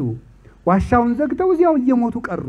ግንዱን እየቆረቆሩ ከግንዱ ውስጥ ቆመው እየጸለዩ ግንዱ ገጥሞ ግንዱ ለቤተ ክርስቲያን መስሪያ ሲቆረጥ አጽማቸው ሲፈለጥ እስኪገኝ ድረስ እንዲያኑ አለቁ ወንድሞችህ። ስለዚህ አንድ ሰው የክርስቶስ ወንድም ነኝ የሚለው በመከራ የመሰለ የአንድ እናት ልጆች እንዲመሳሰሉ በመከራ ክርስቶስን የሚመስል ሰው የክርስቶስ ወንድም ይባላል ማለት ነው። ወንድም አሁን ይነሱና እናቴ በቴሌቪዥን መጥተው እነሱ ምን አለባቸው ወንድማችን ነው ጌታ ኢየሱስ ይላል። ምን ቀምሳል እንደው ስለሱ ጌታዬ አንድ ጾም አይጾም አንድ ስራ አይሰራም ክርስቶስ ወንድሜ ይላል። ክርስቶስን ወንድሞቼ እንደዚያ ብለው እንኳን ወንድሞቼ አይሉ። አመሰግንሃለሁ መከራህን እንድቀምስ ስላደረከኝ ባሪያ አድርገህ ስለቆጠርከኝ አመሰግንሃለሁ። እይደለወኒ ሰማይ ወልደከ ልጅ ልባል አይገባኝም አላ ረሰየኒ አሃዱ እማግብርቲከ ከባሮች አንዱ አድርገህ ቁጠረኝ እንጂ እኔ አንተ ልጅ ልባል አይገባኝም ነው የሚሉት ተመልሰው። ይሄን ሁሉ ስራ ሰርተው በጎ ስራን ሰርተው ሲጨርሱ እንድነው ነው አባ አበስኩ በቅድሜከኒ በሰማይኒ ወምድር በሰማይም በምድርም በፊትም በደልኩ ነው የሚሉት። እሱ ራሱ እንደነገራቸው የሚገባችሁን ስሩ ሰርታችሁ ሲጨርሱ ምን በሉ አለ አግብርት ጽሩሃን ነነ የማንጠቅም ባሪያዎች ነን በሉ ነው ያለ። የማንጠቅም ባሪያዎች ነን በሉ ሰርታችሁ ሲጨርሱ። እነዚህ ናቸው ወንድሞቹ እነ ቅዱስ ቂርቆስ አሁን በ15 ቂርቆስ በ23 ጊዮርጊስ በ11 ፋሲለደስ ገላውዲዮስ የምንለው የቅፍርናሆም መንገደኞች ስለሆኑ ጌታቸውን በመከራ ስለመሰሉት ወንድሞቹ ስለመሰሉ እሱ በሄደበት አብረን እናስጉዛቸዋለን። ተለናቸው አንሄድም ራሱ ነው አይዟቸው ሄደው። እኛ አይ ቂርቆስ ቅር ጊዮርጊስ ቅር እገሌ ቅር እኛ ኢየሱስን ዘን ምን ይላልን? ራሱ ዞ ይሄዳ አንተ ትጥላለህ እንዴ? ምን አይነት ጅልነት ነው? እርሱ ዟቸው ይሄደ እኮ ነው ወደሱ ያደርሳል። ንፈቅድ ከመንር አዮ ለኢየሱስ ይላል የማቴዎስ ዮሐንስ ወንጌል ምዕራፍ 8 እኮ የጽር ሰዎች መጥተው ፊልጶስን እንደው ነው ጌታን አሳየን ያሉት። እባክህ ንገርልን እሱን ልናይ ከግሪክ መተናል። እሱ ደግሞ ወስዶ ያሳያል። እንድርያስ ዶ ለጴጥሮስ ይነግረዋል። ይጠርቱ ያመጣል። ረከብናሁ ለኢየሱስ ዘይብልዎ ማሳያት እያለ ያመጣልሃል። ወደ ክርስቶስ እየጠሩ የሚወስዱ ናቸው እነዚህ በር እያንኳኩ የሚወስዱ ና ክርስቶስ ወዳለብን መንገድ ጠቋሚዎች ናቸው የሰማይ መንገድ የሚያሳዩ። ስለዚህ እነዚህን የያዘ የቅፍርናሆም መንገደኛ። እናንተም ስትመለሱ ጌታችን ኢየሱስ ክርስቶስ በቸርነቱ እመቤታችን በረድኤቷ ቅዱስ ቂርቆስ የክርስቶስ የመከራ ወንድሙ አምሳያው የሚሆን ገና በ3 ዓመቱ ጌታ በ2 ዓመቱ እንደተሰደደ በ3 ዓመቱ መከራ በመቀበል የክርስቶስ እውነተኛ ወንድሙ ነው ቅዱስ ቂርቆስ። ልጁም ነው ደግሞ የሱ ረድኤት የሐዋርያት በረከታቸው ተከትሏችሁ ይሄድ ከሁላችን ጋርም ይሁን። እንደዚያ ከሆነ የአይሁድ ፋሲካ ቀረበ። አሁን መንፈሳዊ ትርጉሙን ነው እየነገርኳችሁ ያለ። የአይሁድ ፋሲካ የሚባለው ምንድነው? የአይሁድ ፋሲካ አይሁድ ማለት ታማኞች ማለት ይሁዳ ከሚለው ተወስዶ በይሁዳ አይሁድ ተብለዋል። ይሁዳ ማለት ታማኝ ማለት ነው። አይሁድ ማለት ታማኞች የሚያምኑ ማለት ነው የቃሉ ትርጉም። ታዲያ እንደዚያ ከሆነ የአይሁድ ፋሲካ ሲቀርብ ጌታ ኢየሩሳሌም ሄደ። እኛ አሁን ለዚህ ምን ያደርግልናል? ዋናው ነገር መጽሐፍ ቅዱስ ስናነብ ለኔ ከዚህ ትርፍ እግዚአብሔር ያስቀመጠልኝ ለኔ ነፍስ የቋጠረው ስንቅ እዚህ ውስጥ ምንድነው ብሎ መመርመር ነው። እሺ ጌታችን ኢየሱስ ክርስቶስ የአይሁድ ፋሲካ ሲሆን ኢየሩሳሌም ሄደ እና እኔ ምን ላድርግ ይሄን አንብቤ እኔም ኢየሩሳሌም ልሄድ የአይሁድን ፋሲካ ሲሆን አይደለም። ታዲያ ምንድነው ትርጉሙ? የአይሁድ ፋሲካ ማለት አይሁድ ማለት ታማኞች ነው። አሁን ትክክለኞቹ አይሁዶች እነማን ናቸው? ክርስቲያኖች ናቸው። ልብ ብላችሁ ስሙ። አይሁድ ማለት ምን ማለት ነው? አማኝ የሚታመን ነው። አሁን እነዚያ ስለካዱት ትክክለኛው አይሁድነት ለማን ተሰጥቶናል? ለኛ ተሰጥቶናል። እነሱ ከአይሁድነት ወጥተው አይዛብ ሆነዋል። በአይዛብ ስም ነው የሚጠሩት እነሱ። ስለዚህ እኛ ትክክለኞቹ አይሁድ እኛ ነን። ትክክለኞቹ አይሁድ ማለት በሚገባ ያመን ትንቢት ሲነገር ያላየን ሱባኤ ሲቆጠር ያልነበርን ነቢያት ከኛ ያልተወለዱልን በቦታው ያልነበርን እኛ ስላመን ነው። አሁን የአይሁድን ብኩርና ወልደ ዘበኩሬ እስራኤል የበኩር ልጆች ናቸው ብሏቸው ነበረ። አሁን እኛ የበኩር ልጆች እኛ ሆነናል። ተጠምቀን ስጋውን የበላ ነው ደሙን የጠጣ ነው። ስለዚህ ምን ሆነ? ብኩርና ለአይሁድ ሳይሆን ለእኛ ነው ማለት ነው። እንደዚያ ከሆነ የአይሁድ ፋሲካ ማለት ማለፍ መሻገር ማለት ነው። ፔሳህ ይባላል በዕብራይስጥ ቋንቋ፣ ማለፍ መሻገር ማለት ነው። ታዲያ የአይሁድ ፋሲካ ማለት የአይሁድ ከሞቱ አልፏቸው የሄደበት ቀን፣ በጉን በልተው ባህሩን የተሻገሩበት እሱ ፋሲካ ይባላል። የአይሁድ ፋሲካ አይሁድኛ ከሆን የክርስቲያኖች ፋሲካችን ማን ነው? ክርስቶስ ነው። እስመ በፋሲካነ ተሰቅለ ክርስቶስ ቆሮንቶስ 5 ላይ ሲናገር ቅዱስ ጳውሎስ ፋሲካችን ክርስቶስ ታርዷልና፣ አንድም በፋሲካችን ዕለት ክርስቶስ ተሰውቷልና ብሎ ይናገራል። ስለዚህ ፋሲካችን ክርስቶስ ስለታረደ የኛ ፋሲካችን ክርስቶስ ነው። የአይሁድ ፋሲካ በደረሰ ጊዜ ጌታ ኢየሱስ ኢየሩሳሌም ወጣ ማለት ምን ማለት ነው? የክርስቲያኖች ከሞት ወደ ሕይወት የሚሻገሩበት ጊዜ በደረሰ ጊዜ ክርስቶስ ኢየሩሳሌም ማለት ሳሌም ማለት ሰላም ነው። ኢዮር ማለት ሀገር ነው። ኢየሩሳሌም ማለት የሰላም ሀገር ነው። ሰላም ማለት ክርስቶስ ነው። ሀገር ማለት ምን ማለት ነው? መስቀል ነው። የክርስቲያኖች ከሞት ወደ ሕይወት የሚሻገሩበት ጊዜ በደረሰ ሰዓት የሰላም አምላክ ክርስቶስ ወደ ሰላሙ መስቀል ወጣ፣ ተሰቀለላቸው ማለት ነው። ይሄን ለማስረዳት ነው። አሁን ፋሲካችን እየደረሰ ነው። ፋሲካ ማለት ማለፍ መሻገር። እስኪ በሉ ማለፍ ምን ማለት ነው? መሻገር። እንግዲህ ፋሲካ ሲደርስ ከሆነ ነገር ወደ ሆነ ነገር መሻገር አለብን። አብይ ጾም ማለት እንደዚህ ነው። እኛም ጾመን በፋሲካ እንድንሻገር ነው እንጂ ፋሲካ ማለት ሲጾሙ ከርሞ ወደ ሆድ መሻገር ማለት አይደለም። እንደዚህ አሁን ሰው ከእግዚአብሔር ቢያደርሰን ታዩታላችሁ። በአብይ ጾም ሰው ገዳምም ይሄዳል፣ ቤተክርስቲያንም ያስቀድሳል፣ ከተማም ጉባኤ ሲኖር ይማራል፣ ብዙ ነገር ያደርጋል። ከዳግሚያ ትንሣኤ ማንወረ ዳግሚያ ትንሣኤ ማሩቅ ነው። ከትንሣኤ በበነገው ጀምሮ ቤተ ክርስቲያን የተወረረ ባድማ ነው የምትመስለው። የለም ሰው በቃ።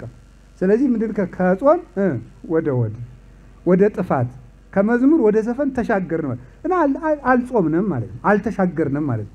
መሻገር ማለት የዚያን ጊዜ እንደውም ቅዱስ አትናቴዎስ በጊዜውም ያለ ጊዜውም ጽና የሚለውን የአንድ ጊዜ በስደት ሳለ ተሰዶ ሳለ እንግዲህ የትንሣኤ ዛሬ እኛ በጥጋባችን አይቻልም በእውነት። አሁን እኛ ዛሬ መምህር አለን በየደብሩ የሚያስተምር። ድሮ አባቶቻችን እነ ቅዱስ አትናቴዎስ ሲሰደዱ ሳለ የሚያስተምራቸው ስለሌሉ ምን ነበር የሚደረገው? ፓትርያርኩ ስለሚታጣ ፓትርያርኩ በስደት ሆኖ በመከራ ሰው ተፈልጎ የመጣችውን መልእክት አንብበው ቀድሰው እንዳይቆርቡ ደግሞ የተሾመው ፓትርያርክ አርዮሳዊ ነው። ጊዮርጊስ የሚባል አርዮሳዊ ነበር የተሾመው አትናቴዎስ ተሰዶ ሳለ። ስለዚህ እንዳያስቀድሱ የለም ምንድን የሚያደርጉት? የቅዱስ አትናቴዎስን መልእክት አንብበው እንደ ቅዳሴ ቆጥረው አሜን ብለው ቤታቸው ይሄዳሉ። የትንሣኤ ዕለት ቤተክርስቲያን የጠበቋት እንደዚህ አድርገው ነው። ታዲያ የዛን ጊዜ አንድ ጊዜ የጻፈላቸው መልእክት ምንድን ነበር? በጊዜውም ያለ ጊዜውም ጽና የሚል ነው። ይህንም ብሎ የተረጎመላቸው በአብይ ጾምም በትንሣኤም ቋሚ ክርስቲያኖች ሁኑ ማለት ነው ብሎ ነበር ያብራራላቸው። የቅዱስ ጳውሎስን ቃል ጠቅሶ በአብይ ጾም በትንሣኤም ተመሳሳይ ክርስትና፣ ዛሬ የምትዘምር ኋላ የምትዘፍን አትሁን፣ ቋሚ ክርስትና ይኑርህ። ሰውነታችንም እኮ መከራውን የሚያየው እኮ ለዚያ ነው አይደለም? መከራውን አይደል እንደሚያየው ሰው አሁን ሲጾም ቀርሞ ከሌሊቱ 8 ሰዓት የትንሣኤ ዕለት ጀምሮ ይጋጠመዋል። ዶሮ እንትኑ ምን ሲለው በቃ ታሞ በቃ ሳምንቱን ሰው መከራውን ሲያይ ነው የሚሰነበት። የገጠሩ ሰው ብልሃተኛ ነው። የትንሣኤ ዕለት አይታረድም። እንዲሁ ግርም ነው የሚያደርጉኝ ነው። ምንድን ያለ ተልባ ሲነጋ ደግሞ የቅቤ ሽሮ በቃ ሽሮ ይበላና ቀስ ብሎ ነው የሚውል ከዚህ ይተኛል። እንዲያ ብሎ ከዳግሚያ ትንሣኤ በኋላ ነው ማረድ የሚጀምረው ማለት ነው።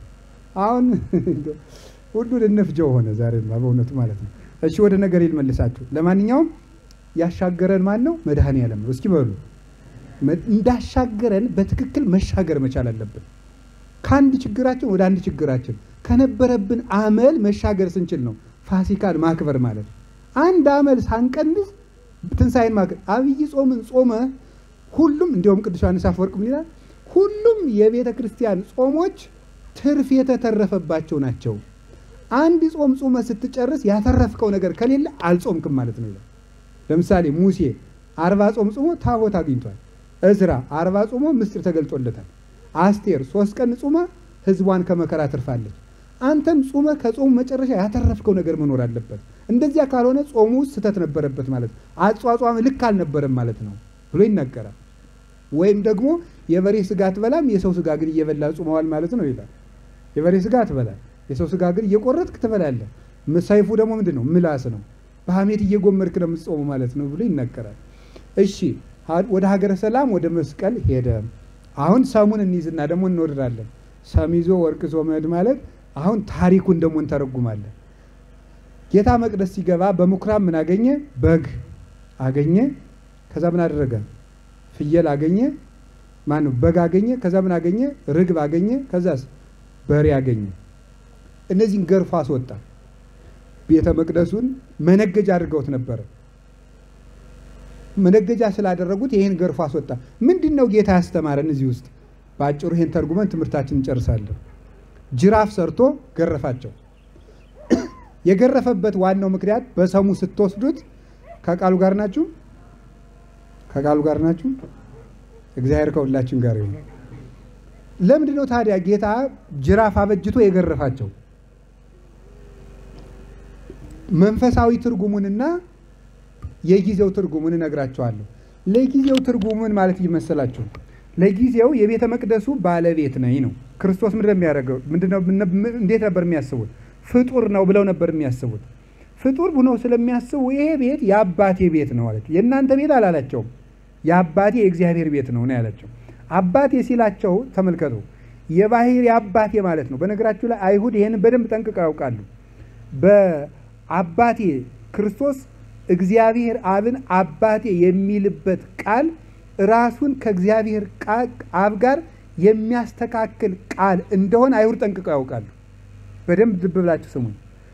እንዳልሰማችሁም እንደሰማችሁም አላውቅም። ጌታችን ኢየሱስ ክርስቶስ አብን አባቴ ሲል እኛ ፍጡራን አባቴ በምንለው መንገድ ሳይሆን ራሱን ከአብ ጋር እያስተካከለ እንደሆነ አይሁድም ያውቁ ነበረ። ማወቃቸውን በምን ታውቃላችሁ? የዮሐንስ ወንጌል ምዕራፍ 5 ላይ እንዲህ የሚል ቃል ታገኛላችሁ። ወበይንተዝ ያስተዋድይዎ ወያሐስሱ ከመ ይቅትልዎ አኮ ሰንበተ ባይቲቶ ዘይስር ዳይሙ አባሁ ይሬስዮ ለእግዚአብሔር። ሊገሉት ይፈልጉ ነበረ። ሊገሉት የሚፈልጉ ሰንበትን ሻረ ብቻ ብለው አይደለም፣ እግዚአብሔርን አባቴ ነው በማለቱ ነው እንጂ ወያስተኤሪ ርእሶ ምስለ እግዚአብሔር ራሱንም ከእግዚአብሔር ጋር አስተካከለ ብለው ነው እንጂ ይላል። የዮሐንስ ወንጌል ምዕራፍ 5 ቁጥር 18 እስከ 21 ስታነቡ በደንብ ልብላችሁ ከሰማችሁኝ ክርስቶስ እግዚአብሔር አባቴ ነው ሲል እኔ ከእግዚአብሔር ጋር ትክክል ነኝ ማለቱ ነው። ልደታዊ ተዋህዶ ነው ያለው። ጸጋዊ የሆነ በጸጋ የተገኘ አይደለም። እኛ ስናገኝ ረድኤታዊ በጸጋ የተገኘ መንፈሰ ልደት ነው። የሱ ግን አካለ ልደት ነው፣ ባህሪያዊ ልደት ነው። ስለዚህ ከአባቴ ጋር አባቴ ነው ባለ ጊዜ ይውላችሁ። እኔ ለምሳሌ የሆነ የወለደኝን አባቴን በስጋ የወለደኝን አባቴ ነው ይሄ ስል አካሌ የተገኘው ከሱ ነው፣ ባህሪዬ የተገኘው ከሱ ነው። የሱ ባህሪ አለኝ። አባቴ 4 ባህሪ እንዳለው እኔም 4 ባህሪ አለኝ። አባቴ 3 የነፍስ ባህሪ እንዳለው እኔም 3 የነፍስ ባህሪ አለኝ ማለቴ ነው። ክርስቶስ አብ አባቴ ነው ባለ ጊዜ የአብ አካል አካሌ ነው፣ የአብ ባህሪ ባህሪዬ ነው፣ የአብ ሕይወት ሕይወቴ ነው፣ የአብ መንግስት መንግስቴ ነው፣ የአብ ስልጣን ስልጣኔ ነው ማለቱ ነው። ይሄን ማለት እንደሆነ የት እናገኛለን? በዮሐንስ ወንጌል ምዕራፍ 16 ቁጥር 18 ላይ ወኩሉ ዘቦ ለአቡ የዚአየ ውእቱ የአባቴ ገንዘብ የሆነ ሁሉ የኔ ነው ይላል። የአባቴ ገንዘብ የሆነ ሁሉ የኔ ነው። የአባቴ ገንዘብ የሆነ ወሬነ ስብሐቲሁ ከመ ስብሐተ ወልድ ዋሂድ ለአቡሁ ለአባቱ አንድ እንደሆነ ልጅ ያለ ክብሩን አየን ይላል። ክርስቶስ ለአብ አንድያ ልጁ ነው። እኛ ብዙ ልጆች ነን ለአብ። አንድ ልጅያ ልጅ ማለት ምን ማለት ነው? እንደሱ ያለ ማንም የሌለ ልጁ ማለት ነው። ማለት ምን ማለት ነው? በባህሪ የሚተካከለው እንዴት ያለ ልጁ? ዘሃሎ ውስተ ህጽራቡሁ በአባቱ እቅፍ የሚኖር በአባቱ እቅፍ የሚኖር ማለት ምን ማለት ነው? በአባቱ እሪና የተካከለ አባቱን በባህሪ የሚመስለው በአካል የሚመስለው በባህሪ የሚተካከለው ማለት ነው። ከቃሉ ጋር ናችሁ? እግዚአብሔር ከሁላችን ጋር ይሁን። የአባቴ ቤት ማለት ሁሉ አሁን የአባቴ ቤት የሚለውን ትርጉም ራሳችሁ ራሱ መናገር አለባችሁ። የአባቴ ቤት ሲል ምን ማለቱ ነው? የኔ ቤት ማለቱ ነው። ምክንያቱም የአብ የሆነ ሁሉ የማን ብለናል? የአብ የኔ ቤት ማለቱ ነው። ቤቴን ለምንድን ነው እንደዚህ የምታደርጉት ማለቱ ነው አለና ገረፋቸው። እነሱ ቤተ መቅደሱን ሲመኩበት ቤተ መቅደሱ የኛ ነብይ እንዴ የኔ ነው የኔ ቤት ነው አላቸው። እንደኛ 46 መጽሐፍ ጽፈናል አሉት። ወትፈቅዱ ትስሱ በውስተ መጻሕፍት ወይ መስለክሙ ከመቦቶን ዝተረክቡ ሕይወተ ዘላለም። ይሄ ብሉይ ኪዳንን እያነበብክ ሕይወት የምትወርሱ ይመስላችኋል? እማንቱ ሰማይቴ እኔ እነሱ ራሱ ለኔ ነው የሚመሰክሩት አላቸው። እንግዲህ ነገራችሁ ከአይሁድ ከሚመኩበት የእግዚአብሔር ከሆነው ነገር አንድም አላስቀረም ጌታ። መቅደሱ የኔ ነው አላቸው። ከዛ ስለሙ ምኑ የኔ ነው አላቸው? መቅደሱ የኔ ነው እንደሆነ ደግሞ ሲያስረዳ በጅራፍ ገርፎ አስወጣ አንድ። ስለዚህ መቅደሱን የሰራ የብሉይ ኪዳን አምላክ ነበር እሱ ማለት ነው። መቅደስ የሱ መሆኗን ደግሞ ራሱ አገለጠች። ቤተ መቅደስ ሐዘኗን ሰው በእስራኤል ባህል ይገርማቸዋል። በእስራኤል ሰው ሲያዝን ልብሱን ቀዶ ነው የሚያዝነው። አንድ ሰው ችግር ከገጠመው ንጉስም ቢሆን ምንም ይሁን ልብሱን ቀዶ ያዝናል። ልብሱን ከቀደደ አዝኗል ማለት ነው። ታዲያ እንደዚያ ከሆነ ተመልከቱ። ቤተ መቅደስ ጌታ የተሰቀለለት ልብሷን ቀዳለች። ልብሷ ምንድን ነው? መጋረጃዋ ነው። አዘነች። ራሷ፣ ክብሯ፣ መሰረቷ ክርስቶስ ነው። ለሱ ማዘን ይገባታል። ስለዚህ መቅደሱም የኔ ነው አላቸው። የሰማዩን አምላክ እናመልካለን። ሰማይ አለቀሰ ለክርስቶስ ጌታዬ ነው ብሎ። ጨረቃ ደም ለበሰች፣ ፀሐይ ጨለመ፣ ከዋክብት ረገፉ። ፀሐይም ፈጣሪን ሰማይም ነገረ፣ ምድሩም የኔ ነው አላቸው። አለቱ ተሰነጠቀ፣ መቃብራት ሁሉ ተከፈቱ። የሁሉ ገንዘብ ሆነ። ባህር ገንዘቤ ናት አላቸው። በባህሩ ላይ በእግሩ ተራመደ። መኑ ዝንቱ እንጋ ነፋሳትኒ ይትእዘዙ ሎቱ። ይሄ ሰው ማን ነው? እንጃ ባህር የሚታዘዘለት ሞገድ የሚታዘዘው ይሄ ሰው ማን ነው? የማቴዎስ ወንጌል ምዕራፍ 8 ላይ አጋንንትም ለመኑት። ዋስተብቁ አጋንንትም እባክህ አታጥፋን፣ እኛ ካንተ ጋር ምንም የለንም፣ አንተ የሕያው እግዚአብሔር ልጅ ነህ፣ አይሁድ የዮሴፍ ልጅ ነህ እያሉት አጋንንት የእግዚአብሔር የባህሪ ልጁ ይላሉ። ክርስቶስ እንግዲህ ያስቀረው ነገር የለም። እንጀራውን የኔ ነው ብሎ መሰከረላቸው አበርክቶ። ውሃውን የኔ ነው ብሎ መሰከረ ጠጅ አድርጎ። መፍጠር የኔ ነው አለ ከደረቅ ግንባር ዓይን ፈጥሮ። ሁሉ ገንዘቡ እንደሆነ አሳያቸው። አሁን ዛሬ ደግሞ መቅደሱ የኔ ነው አላቸው። ይሄን አስረዳቸው። ምስጢሩ ምንድነው ነው? ምስጢር አሁን እንግዲህ እስካሁን የሰም ታሪክ ነው የነገርኳቸው። አሁን እግዚአብሔር መንፈሳዊ እንግዲህ መጽሐፍ ቅዱስ ሲተረጎም ታሪካዊ ደረጃ የሚባል አለ። ከዚያ ደግሞ መንፈሳዊ ደረጃ የሚባል አለ። መንፈሳዊ ሂስቶሪካል ሌቭል እና ስፒሪቹዋል ሌቭል ይባላል በቴዎሎጂ።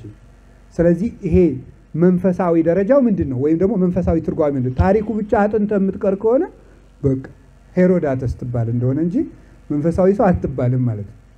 ታሪኩ መጽሐፍ ቅዱስን በታሪኩ በቁሙ የምትማረው ይኸውላችሁ። ከዛፎች መካከል ዛፎች ምን አድርገን የምንበላው አለ? ልጠን የምንበላው አለ። እንዲሁ ከነቅርፍቱ የምንበላው አለ። እንደ ኮክ ያለውን አፕል የሚበላ በምንድን ነው? ዝም ብሎ ከነቅርፍቱ ነው አይደል? ልጠን የምንበላው አለ። ሎሚ ልጠን ይሄ እንዳለ የምንበላው ማለት በታሪኩ ሙሉ በታሪኩ የምንማርበት ታሪኩ እንዳለ ያስተምረናል።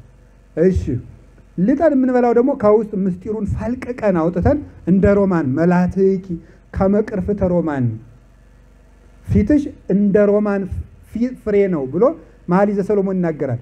ቤተ ክርስቲያን ሆይ ለሀየ ገጽሽ፣ ለሀየ ታምራትሽ፣ ለሀየ ትምህርትሽ እንደ ሮማን ነው። ሮማንን ሲከፍቱት ፍሬው የተነባበረ እንደሆነ በኃይለ ቃላትሽ፣ በመዛግብትሽ፣ በመጻሕፍት ውስጥ የምስጢር ፍሬ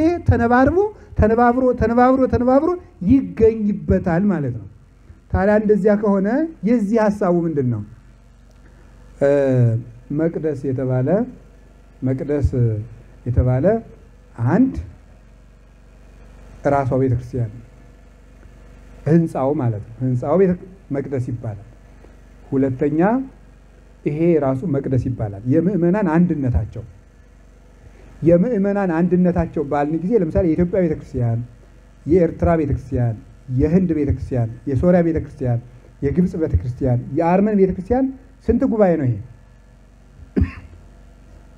ይሄ ስንት ጉባኤ ነው? 6 አይደል እንዴ? አይደለም። ስንት ጉባኤ ነው? አንድ ጉባኤ ነው። እስቲ አንድ ጉባኤ በሉ። አንድ ጉባኤ። ይሄ መዋቅር ነው፣ ለአስተዳደር የተዋቀረ መዋቅር ነው እንጂ ከዛሬ ጀምሮ እስከ ዛሬ 2000 ዓመት በዓለም የነበረው የቤተ ክርስቲያን ጉባኤ ሁሉ አንድ ጉባኤ። ሐዋርያት በሰበሰቧት በስንት ቤተ ክርስቲያን እናምናለን የምትሉ? በአንድ ቤተ ክርስቲያን ይሄ ነው። ስለዚህ አንድ መቅደስ ነው ያለን። ለምን? እስመ ኩልነ እምሃዱ ህብስት ንነስ፣ ሁላችንን አንድ ህብስት እንቀበላለንና። ያ ህብስት ማን ነው? የክርስቶስ ሥጋና ደም። አንደኛ ቆሮንቶስ ምዕራፍ 10 ቁጥር 17 ላይ አንድ ራስ ነው ያለን። ብዙ ጣት ሊኖረን ይችላል። የኔ ጣት 10፣ የእንትናስ ማነው ስም የዘላለም 10፣ የወለተ ማርያም 10፣ የገብረ ሥላሴ 10። በጣም ብዙ ጣት ነው ያለን። ብዙ ኩላሊት ነው ያለን። ብዙ ጉበት አለ። ብዙ ጸጉር አለን። በጣም ብዙ።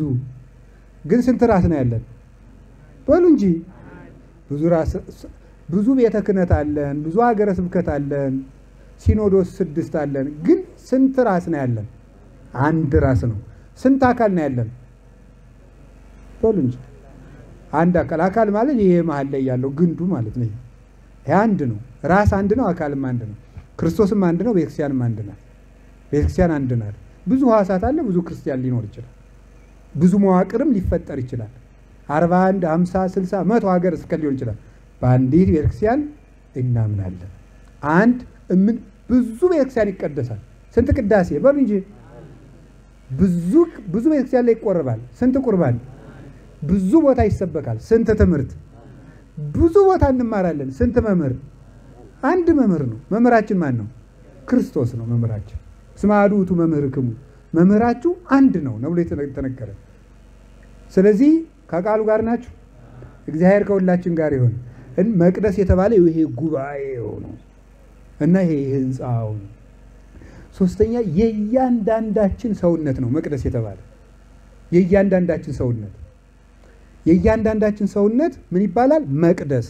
ኢተአምሩኑ ከመ አንትሙ ታቦቱ ለመንፈስ ቅዱስ፣ እናንተ የእግዚአብሔር የመንፈስ ቅዱስ ማደሪያ እንደሆናችሁ መቅደስ እንደሆናችሁ አታውቁም? አንደኛ ቆሮንቶስ ምዕራፍ 3 ቁጥር 16 ላይ እናንተ የእግዚአብሔር ቤተ መቅደስ እንደሆናችሁ አታውቁም ምን ብሎ እንደተናገረ። ስለዚህ እኛ አሁን የእግዚአብሔር ቤተ መቅደሶች ነን። አሁን 3 ቤተ መቅደስ ነገርኳችሁ። ምንድን ንገሩኛ አንድ ጊዜ። ህንፃ ቤተ ክርስቲያኑ፣ እሺ፣ ጉባኤው፣ እንደገና ሶስተኛው ምዕመናን። ሶስተኛው ምዕመናን እያንዳንዳቸው ማለት ነው። ጉባኤውና ህንፃውና ይሄን። አሁን ማንም የእግዚአብሔርን ቤተ መቅደስ ቢያፈርስ እግዚአብሔር ደግሞ እሱን ያፈርሰዋል ይላል ቅዱስ ጳውሎስ። ጅራፉ ምንድን ነው? ጅራፉ ምንድን ነው? ጅራፍ ስንት ገመድ ነው የሚኖረው? 3 ሽርብ ነው። ስንት ጅራፍ ነው? አንድ ጅራፍ። እስመ ፈትል ስሉስ ፍጡነ ይትበተክ፣ መጽሐፈ መክብብ ምዕራፍ 4 ቁጥር 12 ላይ ፈትል ስሉስ ይትበተክ፣ የተሸረበ ገመድ አይበጠስም ይላል። በስላሴ ያመኗት እምነት አትጥልም አትለወጥም ማለት ነው። 3 ገመድ፣ አንድ ጅራፍ፣ 3 አካል፣ ስንት አምላክ? አንድ አምላክ። 3 ገመድ፣ አንድ ጅራፍ ሲኖጋ ስንት ድምፅ ይወጣዋል? በሉ ንገሩኝ እንጂ። አንድ ጅራፍ ያወጣል። ገመዱ ግን ስንት ነው? ልጡ ስንት ልጥ ነው?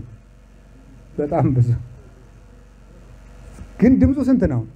አንድ ነው። በዓለም ያሉ ክርስቲያኖች ሁሉ አብ ወልድ መንፈስ ቅዱስን ያምናሉ። ስንት አምላክ ብለው ድምፅ ያሰማሉ? አባቶቻችን ሆይ በሰማያት የምትኖሩ እንላለን። ምንድን ነው የምንለው? አባታችን ሆይ ብለን አንድ ድምፅ፣ የአንድ ጅራፍ አንድ ድምፅ፣ አንድ አምልኮ ነው ያለን። የምናመልከው አንድ አምላክ ነው። ስለዚህ በሶስትነቱ ባለው ከአብ ከወልድ ከመንፈስ ቅዱስ ጋር ያለ ስልጣኑ ማለት ነው የጌታ ጅራፍ ማለት ነው። ከአብ ከመንፈስ ቅዱስ ጋር ያለ ጌትነቱ ኃይሉ ማለት ነው ስልጣን ማለት ነው። እንደገና በመንፈስ ቅዱስ ለቤተ ክርስቲያን የሰጠው የክህነት ስልጣን ነው። ለቤተ ክርስቲያን በመንፈስ ቅዱስ መውረድ የሰጠው የክህነት ስልጣን ጅራፍ ይባላል። ጅራፉን የምናኖጋበት ምንድን ነው? ጅራፉን የምናኖጋበት እጀታው ምን አለው? ምንድን ነው? በሉ እንጂ ተናገሩ። እንጨት።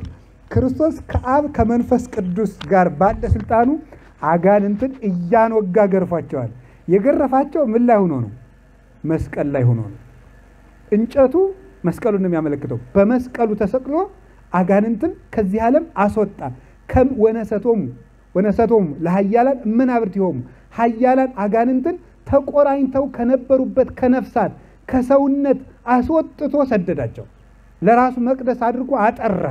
በመስቀሉ ያደረገው ድህነት ነው። ይሄ ወገብረ መቅሰፍተ ጥብጣቤ ዘሀብል ጅራፍን አበጀ ማለት ስልጣኑን ገለጠ በመስቀል።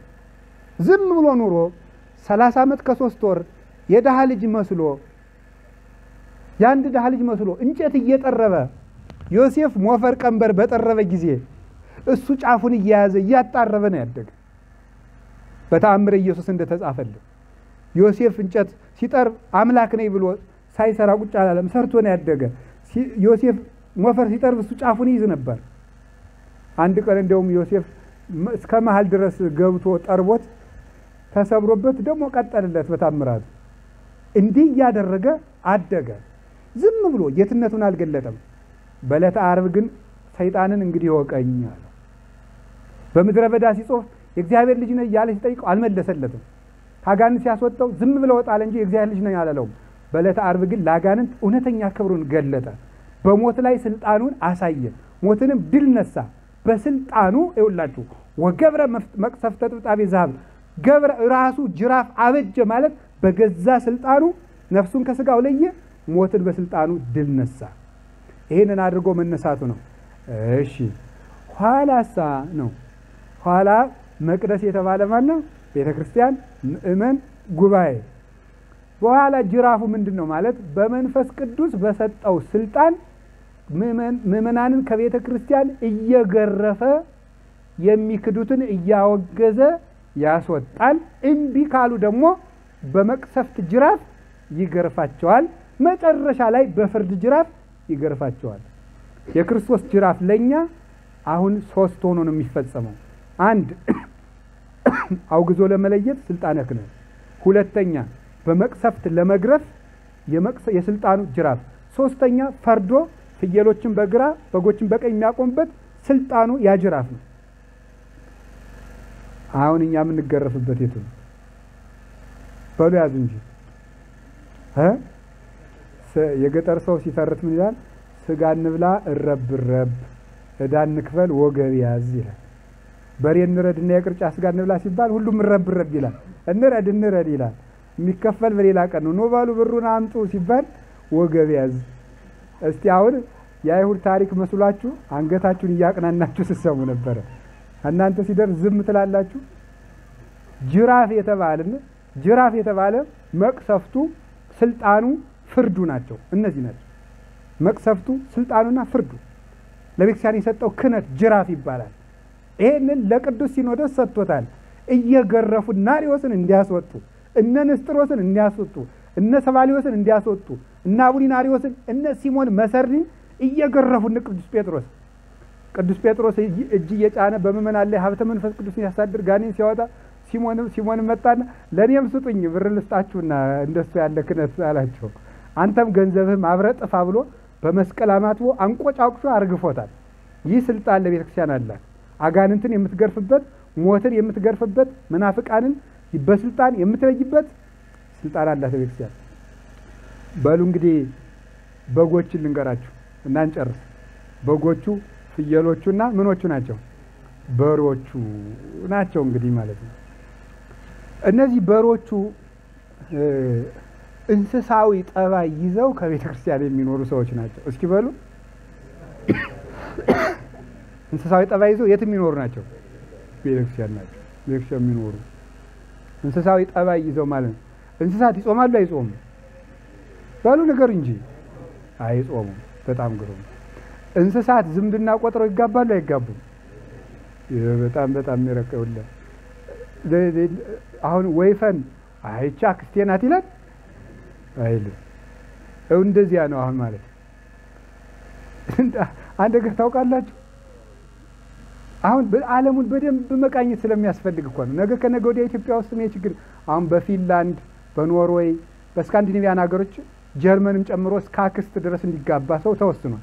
አሁን ወደ ጠቀስኳቸው ሀገሮችስ ሰው እናቱንም ጭምር እንዲያገባ ጭምር እናትም ልጇን እንድታጋውን ጭምር እየተደረገ ይሄ ነገር ኢትዮጵያ ይመጣ ይሆናል። ግብረ ሰዶሙ ሁሉ እንስሳዊ ጠባይ ያለው እንዴ ከእንስሳ ይብሳሉ ይላል። እንዲያው አባ ጊዮርጊስ ቢቱ የሚባል በጣም ያስመረረው መናፍቃል። በጣም ክፉ ሰው ነው ቢቱ እና የቢቱን ተንኮል በጣም መናገር አይቻልም ይላል። ከባብ የሚከፋ እንደው ምን ልበለው ቢቱን መስቀን ሰይጣን ቢያንስ በክርስቶስ አምነው ድል ይነሱታል። ይሄ ደግሞ በክርስቶስ አምናለሁ የሚል ሰይጣን ስለሆነ ከሰይጣን ይከፋል ይላል። እንዴ እባብ እንዳልለው እባብ የነደፈውን ሰው ብቻ ነው የሚጎዳው ይላል። ቢቱ ግን የቀረበውን ሰው ሁሉ ነው የሚጎዳው። ያወራውን ሰው ሁሉ ይገባ። አሁን እባብ ቢጮህ በዚህ ቢያፋጭ እኔን አይነድፈኝ መርዞ አይመጣም። ቢቱ ግን ወጉ ሁሉ ያስክዳል፣ ወጉ ይመርዛል። እንደው ምን ልበለው ይላል። ልክ እንደዚህ አሁን እንስሳዊ ጠባይ ያላቸው ሰዎች የሚባሉት ልክስክስነት የተጠናወታቸው ዝምድና የሚያፈርሱ። አሁን ዝምድና ማፍረስ ቀላል መስሏቸዋል። ይኸውላችሁ ምድር በእስራኤል ስንት 7 ዓመት ትታረስና ከዚያ በኋላ ምን ትላለች? ታርፋለች። አርፋ እንደገና ትዘራለች። ለምን ሲባል እግዚአብሔር ለምድር የምድር ሰንበት ያበጀ ለምን ይመስላችኋል? ምድሪቱ ስታርፍ እንደገና ኃይል ነስታ እንድታፈራ ነው። ገበሬ በሀገራችን አሁን ያደርገዋል እኮ ለምሳሌ አሁን ጤፍ ስንዴ ይዘራ ይቀርምና ከዚያ መሬቱ እንዳያረጅ የሆነ አመት ይተዋል። ግብጦ ይዘራበታል። ታውቃላችሁ ግብጦ ወይም ኑግ ይዘራበታል። እነዚህ ከፍተኛ ኃይል ከመሬቱ የማይጠቀሙ በቀላል ነገር የሚያድጉ ስለሆኑ ዝም ብለው በቃ ጫካ ለብሶ ደሞም ትንሽ እንዲያገኝ አድርጎ በብልሃት ምድርን ያሳርፋል። ቆይ እንግዲህ ስሙ ምድር 7 ዓመት ታርሳ ትረፍ። ከዚያ በኋላ ፍሬ ይኖራታል ማለት 7 ትውልድ ተቆጥሮ ሲገባ የሚወለደው ልጅ ምን ያለ ፍሬ ያለው ልጅ ይሆናል ማለት። አሁን ዝምድና እየተፈረ ያ 7 ዓመት አርፋ መልሳ ካላረፈች ምድሪቱ እንደማታፈራ ዝምድና ፈርሶ የሚወለድ ልጅ ፍሬ ቢስ ነው እንምላችሁ። ቢሾም ፍሬ የለው፣ ክህነት ቢያመጣ ፍሬ የለው፣ ምን ዝም ብሎ ፍሬ የለው፣ በቃ ገለባ ነው ማለት ነው። በቀላሉ የሚቆጣ፣ በቀላሉ የሚናደድ፣ ቶሎ የሚወስን፣ ቶሎ የሚያበላሽ ገለባ ትውልድ የተፈጠረው ይሄ ነው። እንደዚህ ያሉትን በጅራፍ ይገርፋል። ስለዚህ ዝምድና የምታፈርሱ ሰዎች ተጠንቀቁ፣ ያ ጅራፍ እንዳይመጣ። አንድ እንስሳት አይጾሙም፣ የማይጾም ሰው ነው። ይኸው እንግዲህ እንስሳት ጾም የላቸውም፣ ዝም ብሎ ይበላል። እባብ እንኳን ይጾማል ይባላል። ሲያረጅ 40 ቀን ይጾማል እና ሰውነቱ ይታደስለታል።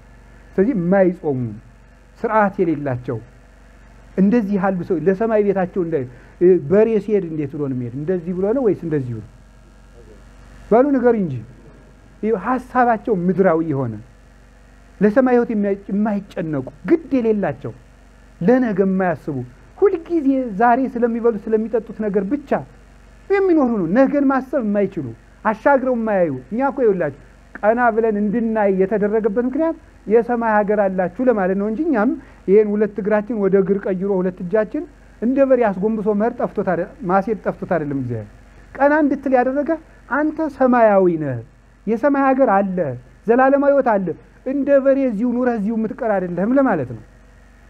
ስለዚህ እንስሳዊ ጠባይ ያላቸው በልተው የማይጠግቡ ጊዜ የማይለዩ እንዲህ ያሉትን በጅራፍ ያስወጣል እግዚአብሔር ከቤተ መቅደስ ከገቡ ማለት ነው። ከቃሉ ጋር ናችሁ። እግዚአብሔር ከሁላችን ጋር ይሁን። ሁለተኛ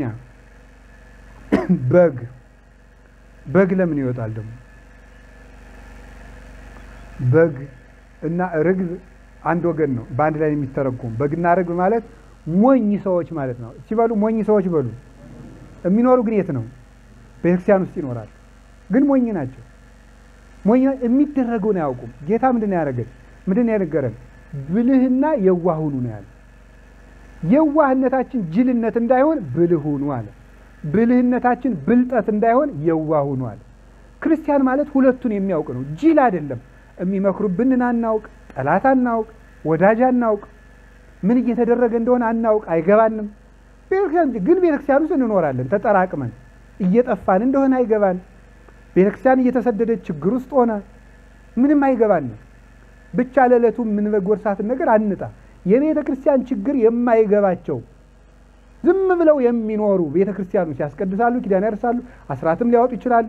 ግን ያንን የሚያስቆም መከራ እየመጣ የማይገባቸው እነዚህም ጅራፍ ይጠብቃቸዋል። የትኛው ጅራፍ?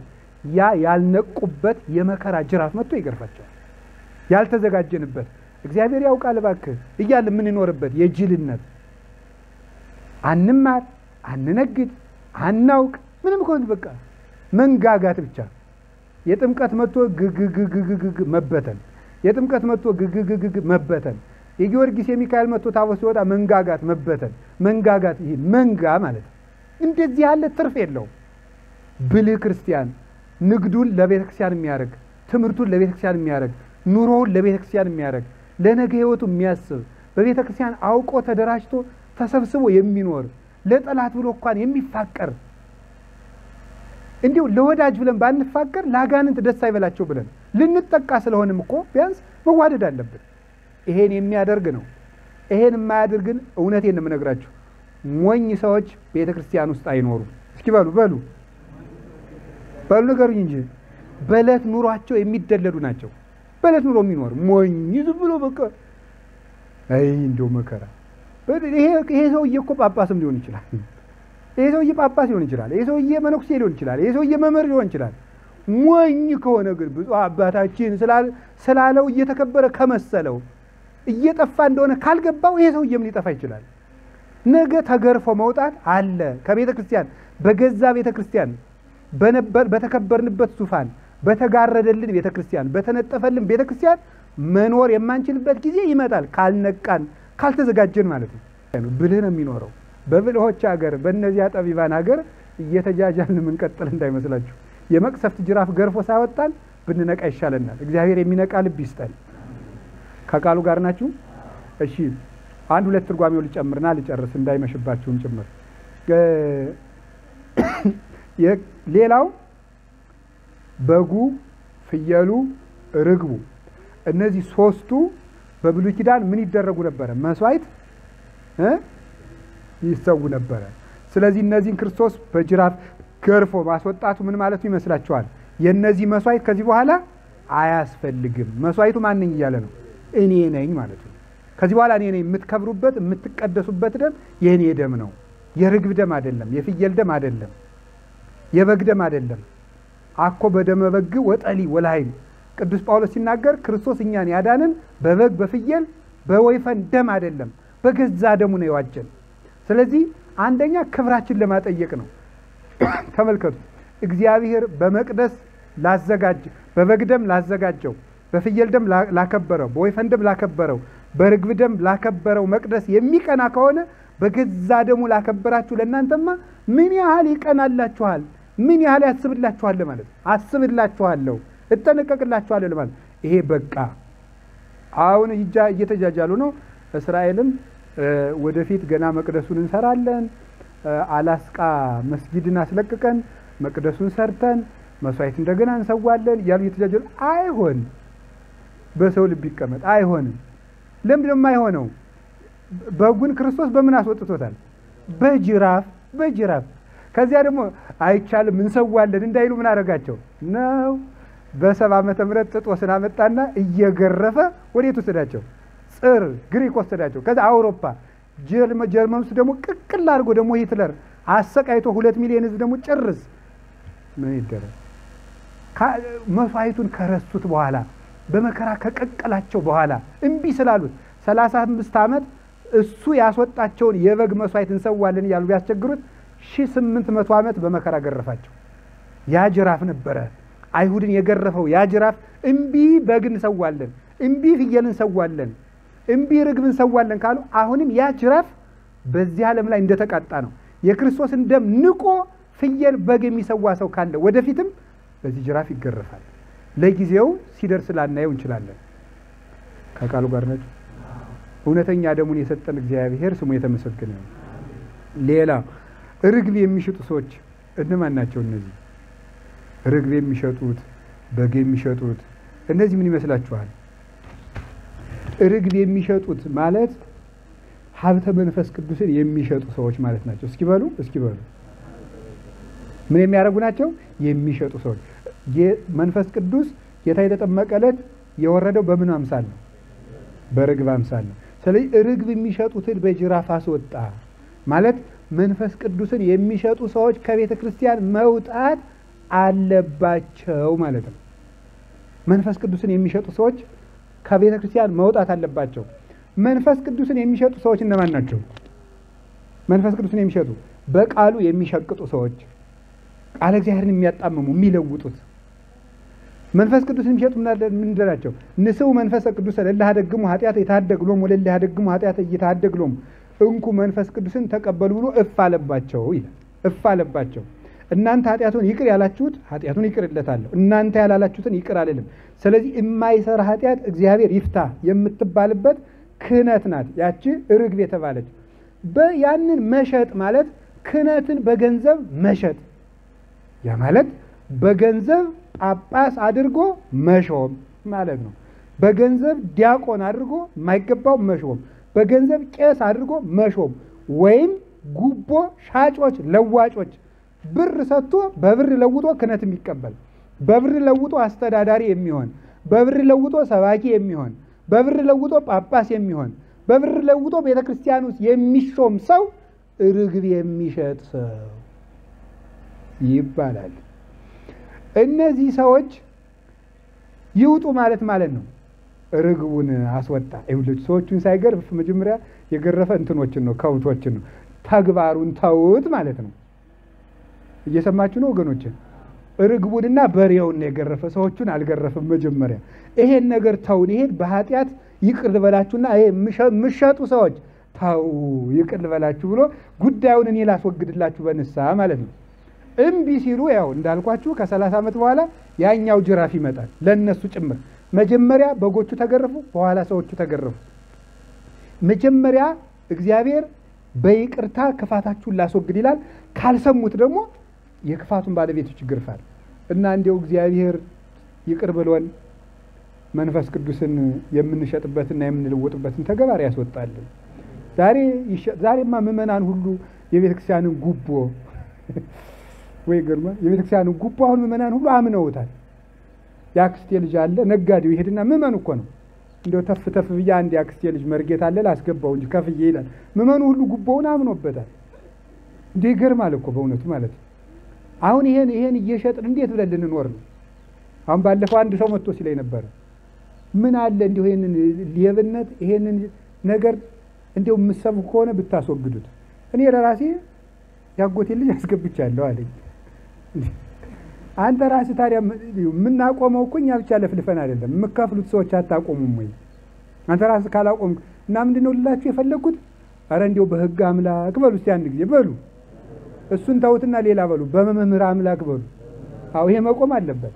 ቅባ ቅዱስ የሚሸጡ መንፈስ ቅዱስ የሚሸጡ ቅባ ቅዱስ ሲጀመር እኮ አይሸጥም ጌታዬ። ቅባ ቅዱስ ይሸጣል እንዴ? አይሸጥም። እንደ ህጉ እንደውም ልንገራችሁ፣ ቅባ ቅዱስ እናንተ ራሱ በቤታችሁ የማስቀመጥ ስልጣን የላችሁ ምዕመናን። ቅባ ቅዱስ የሚዘጋጀው የት እንደሆነ ታውቃላችሁ? ቅባ ቅዱስ ሁለት ነው የሚዘጋጀው። አንደኛ ቅዱስ ሲኖዶስ ነው የሚያዘጋጀው። ጳጳሳት ተሰብስበው ሱባኤ ይዘው ነው ሜሮንና ቅባ ቅዱስ የሚያዘጋጀው። ያንን እንደሚያደርገው ለሀገረ ስብከቱ ጳጳስ ይሰጣል ከቅዱስ ሲኖዶስ፣ ለሀገረ ስብከቱ ለወረዳ ቤተ ክህነት ይሰጣል፣ ወረዳ ቤተ ክህነቱ ለገዳማት ለአድባራት ይሰጣል። እነሱ ለምእመናን ይቀባሉ ካህናቱ። ቅባ ቅዱስ ምእመን ገዝቶ በፖርሳው የመያዝ ስልጣን በቤተክርስቲያን አልተሰጠም። ዛሬ የቅባ ቅዱስ ማከፋፈያ እየተከፈተ እየተመረቀ ደግሞ ሄደው የሚመርቁት ጳጳሳት ናቸው። ወይ ታምር ነው በጣም። ከዚህ ዘመን በላይ ርግብ ሻጭነት አለ እንዴ? ርግብ የተሸጠበት ዘመን። ያንን ገዝቶ ምእመን ደግሞ ጭራሽ እኔ እንደው ባይኔ ያየኋቸውም ሰዎች አሉ። ሻይ ሲጠጡ ቅባ ቅዱሷን ጠብ አርጎ መጠጥ። ማን ሰጥቷቸውን? አባ ገሌ ሰጥተውን ጠጡ ብለው። ወይ ጥጋብ እንዴ! ወይ ጥጋብ! ይሄ ሁሉ እንደው ጅራፍ ያመጣብን ያላደረግነው እኛ ምን አለ? መንፈስ ቅዱስ በቃ ይሸጣል። አሁን በትክክል እየተሸጠ ነው። ይሁዳ እስከዚህ በላይ ምን አደረገ ይላሉ ሊቃውንቱ። እንደው አንዱን አካል ይሁዳ ሸጠው፣ አንዱን አካል ደግሞ አንተ ተሸጠዋለህ ይላሉ። ይሁዳ ወልድን ሸጠ፣ አንተ መንፈስ ቅዱስን እየሸጥክ ነው። ከዚህ በላይ ኢየሱስ ምን አድርጓል? ቅባ ቅዱስ እያሉ መሸጥ። ሌላው ደግሞ ሁለተኛውን ትርጉም አልነገርኳቸው። መንፈስ ቅዱስ ማነው? ቅባ ቅዱስ የት ነው የሚዘጋጀው? ቤተክርስቲያን ውስጥ። ቤተክርስቲያን እንዴት ነው? ቀንዲል ነው። ቀንዲል የሚባለው ምንድነው? መብራት፣ ዘይት አለ። ዘይት ይዘጋጅና ለቤተክርስቲያን ሰዓታት ሲቆም ቅዳሴ ሲቀደስ ያበሩታል ካህናቱ። ያ ሲበራበት እግዚአብሔር ሲመሰገንበት ያደረውን የመብራቱን ዘይት እሱን ባርከው ካህናት ጸሎት ጸልየው ጸሎተ ቀንዲል አለ ያን አድርገው ሲቀቡት ያድናል። ከቤተ ክርስቲያን ነው የሚሰጠው። ይሄንን አሁን ሰው ኢየሩሳሌም ይሄድና ቅባ ቅዱሱን ገዝቶ እንደዚህ አድርጎ ከዚያ ደግሞ ምን ያደርጋሉ? እንደውም እነዚህ ከፍ ያሉት ምዕመናን ናቸው። ወደ ካህኑ ወስደው አባ እንኩማ ይቅቡኝ ቅባ ቅዱስ ይላሉ ማለት ነው። ከምዕመናን ቅባ ቅዱስ ወደ ካህኑ መጥቶ እንዲህ ይሄው ሳሙና መሰላችሁ እንዴ? ይሄ እኮ የመንፈስ ቅባ ቅዱስ እኮ ነው። ልዩ ቅባት፣ ቅዱስ ቅባት፣ በመንፈስ ቅዱስ የቀበረ ቅባት ነው።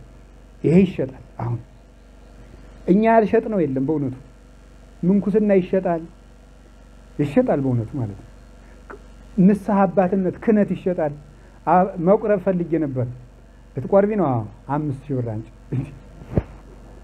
ፈረኖር ነው በእውነቱ። እንዴት ክርስቶስ ተሽጦ የሰጣቸውን ስጋ ገዝተው ሊቆርቡት?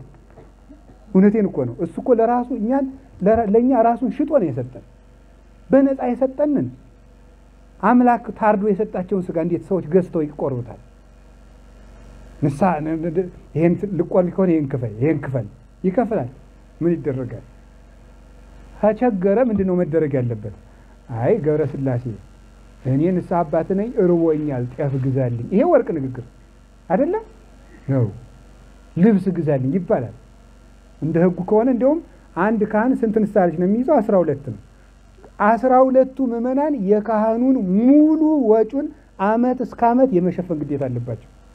ይሄን እኛም አልተወጣንም። ተወጣችኋል እንዴ? ሙሉ ወጪውን ባለትዳር ቄስ ከሆነ ልጆቹን የማስተማር የማሳደግ የመዳር ኃላፊነት የንስሐ ልጆቹ ነው። ስለዚህ የሚያስፈልገውን ያማሟላት አለ። በክርስቶስ ስም ግን መነገድ አይገባም። እስቲ መንፈስ ርግብ ሻጮች በሉ ንገሩኝ እንጂ በስልጣን መንፈስ ቅዱስን የሚሸጡ ሰዎች መለካውያን የሚባሉት ለክርስቶስ ፈቃድ ተሹመው ለንጉሥ ፈቃድ የሚያድሩ ሀብተ መንፈስ ቅዱስን ስልጣን መንፈስ ቅዱስን ለፖለቲካ የሚሸጡ እነዚህም ርግብ ሻጮች ናቸው።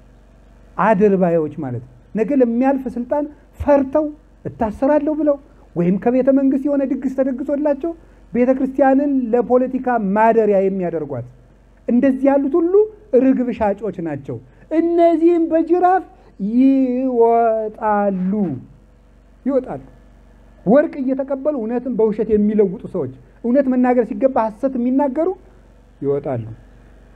ከቃሉ ጋር ናችሁ። እግዚአብሔር ከርግብ ሻጭነት ይሰውረን። ወደ እናንተ ልውሰደው እንጂ እንግዲህ እና ጨረስኩኝ። እናንተሳ እንደው የኛም ብቻ ነው እንዴ?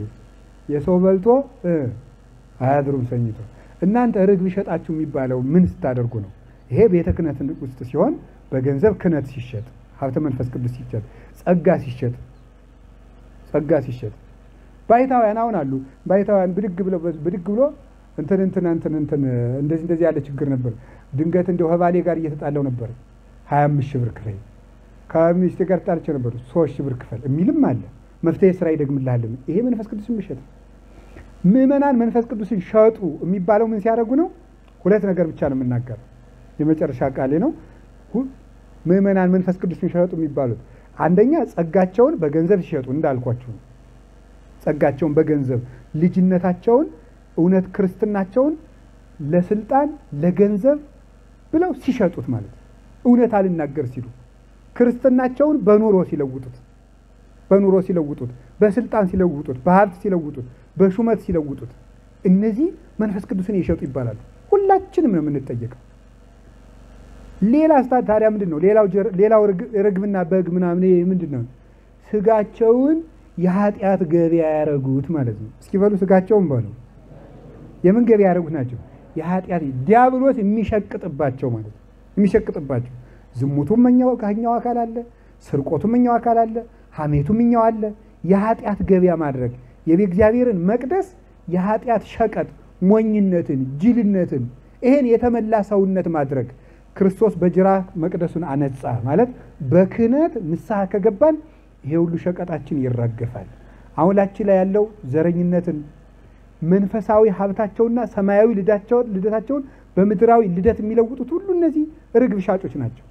ከእግዚአብሔራዊ ልደት እያለን የምድር ልደት እየቆጠርን የምንጣላ ዘረኞች የምንሆን ከሆነ ምን እንሆናለን? ይሄ ርግብ መሸጥ ይባላል። ስለዚህ የእግዚአብሔር ቤተሰቦች ምድራዊ ነገራችን ሰማያዊ ልደታችን በምድራዊ ነገር ከመለወጥ ሰውነታችንን በኃጢአት ከመለወጥ ክርስትናችንን በአድርባይነት ከመለወጥ ያድነን። እንዲህ ካደረግን የተቃጣብን ጅራፍ ይመለሳል። እንዲህ ካላደረግን ግን እግዚአብሔር የቃጣውን ጅራፍ አይመልሰውም። ኢትዮጵያን የመከራ ጅራፍ እንዳይገርፋት ከፈለግን መንፈስ ቅዱስን መሸጣችንን እናቆም። ስብሐት ለእግዚአብሔር ወለወላዲቱ ድንግል ወለመስቀሉ ክቡር። ይቆየን።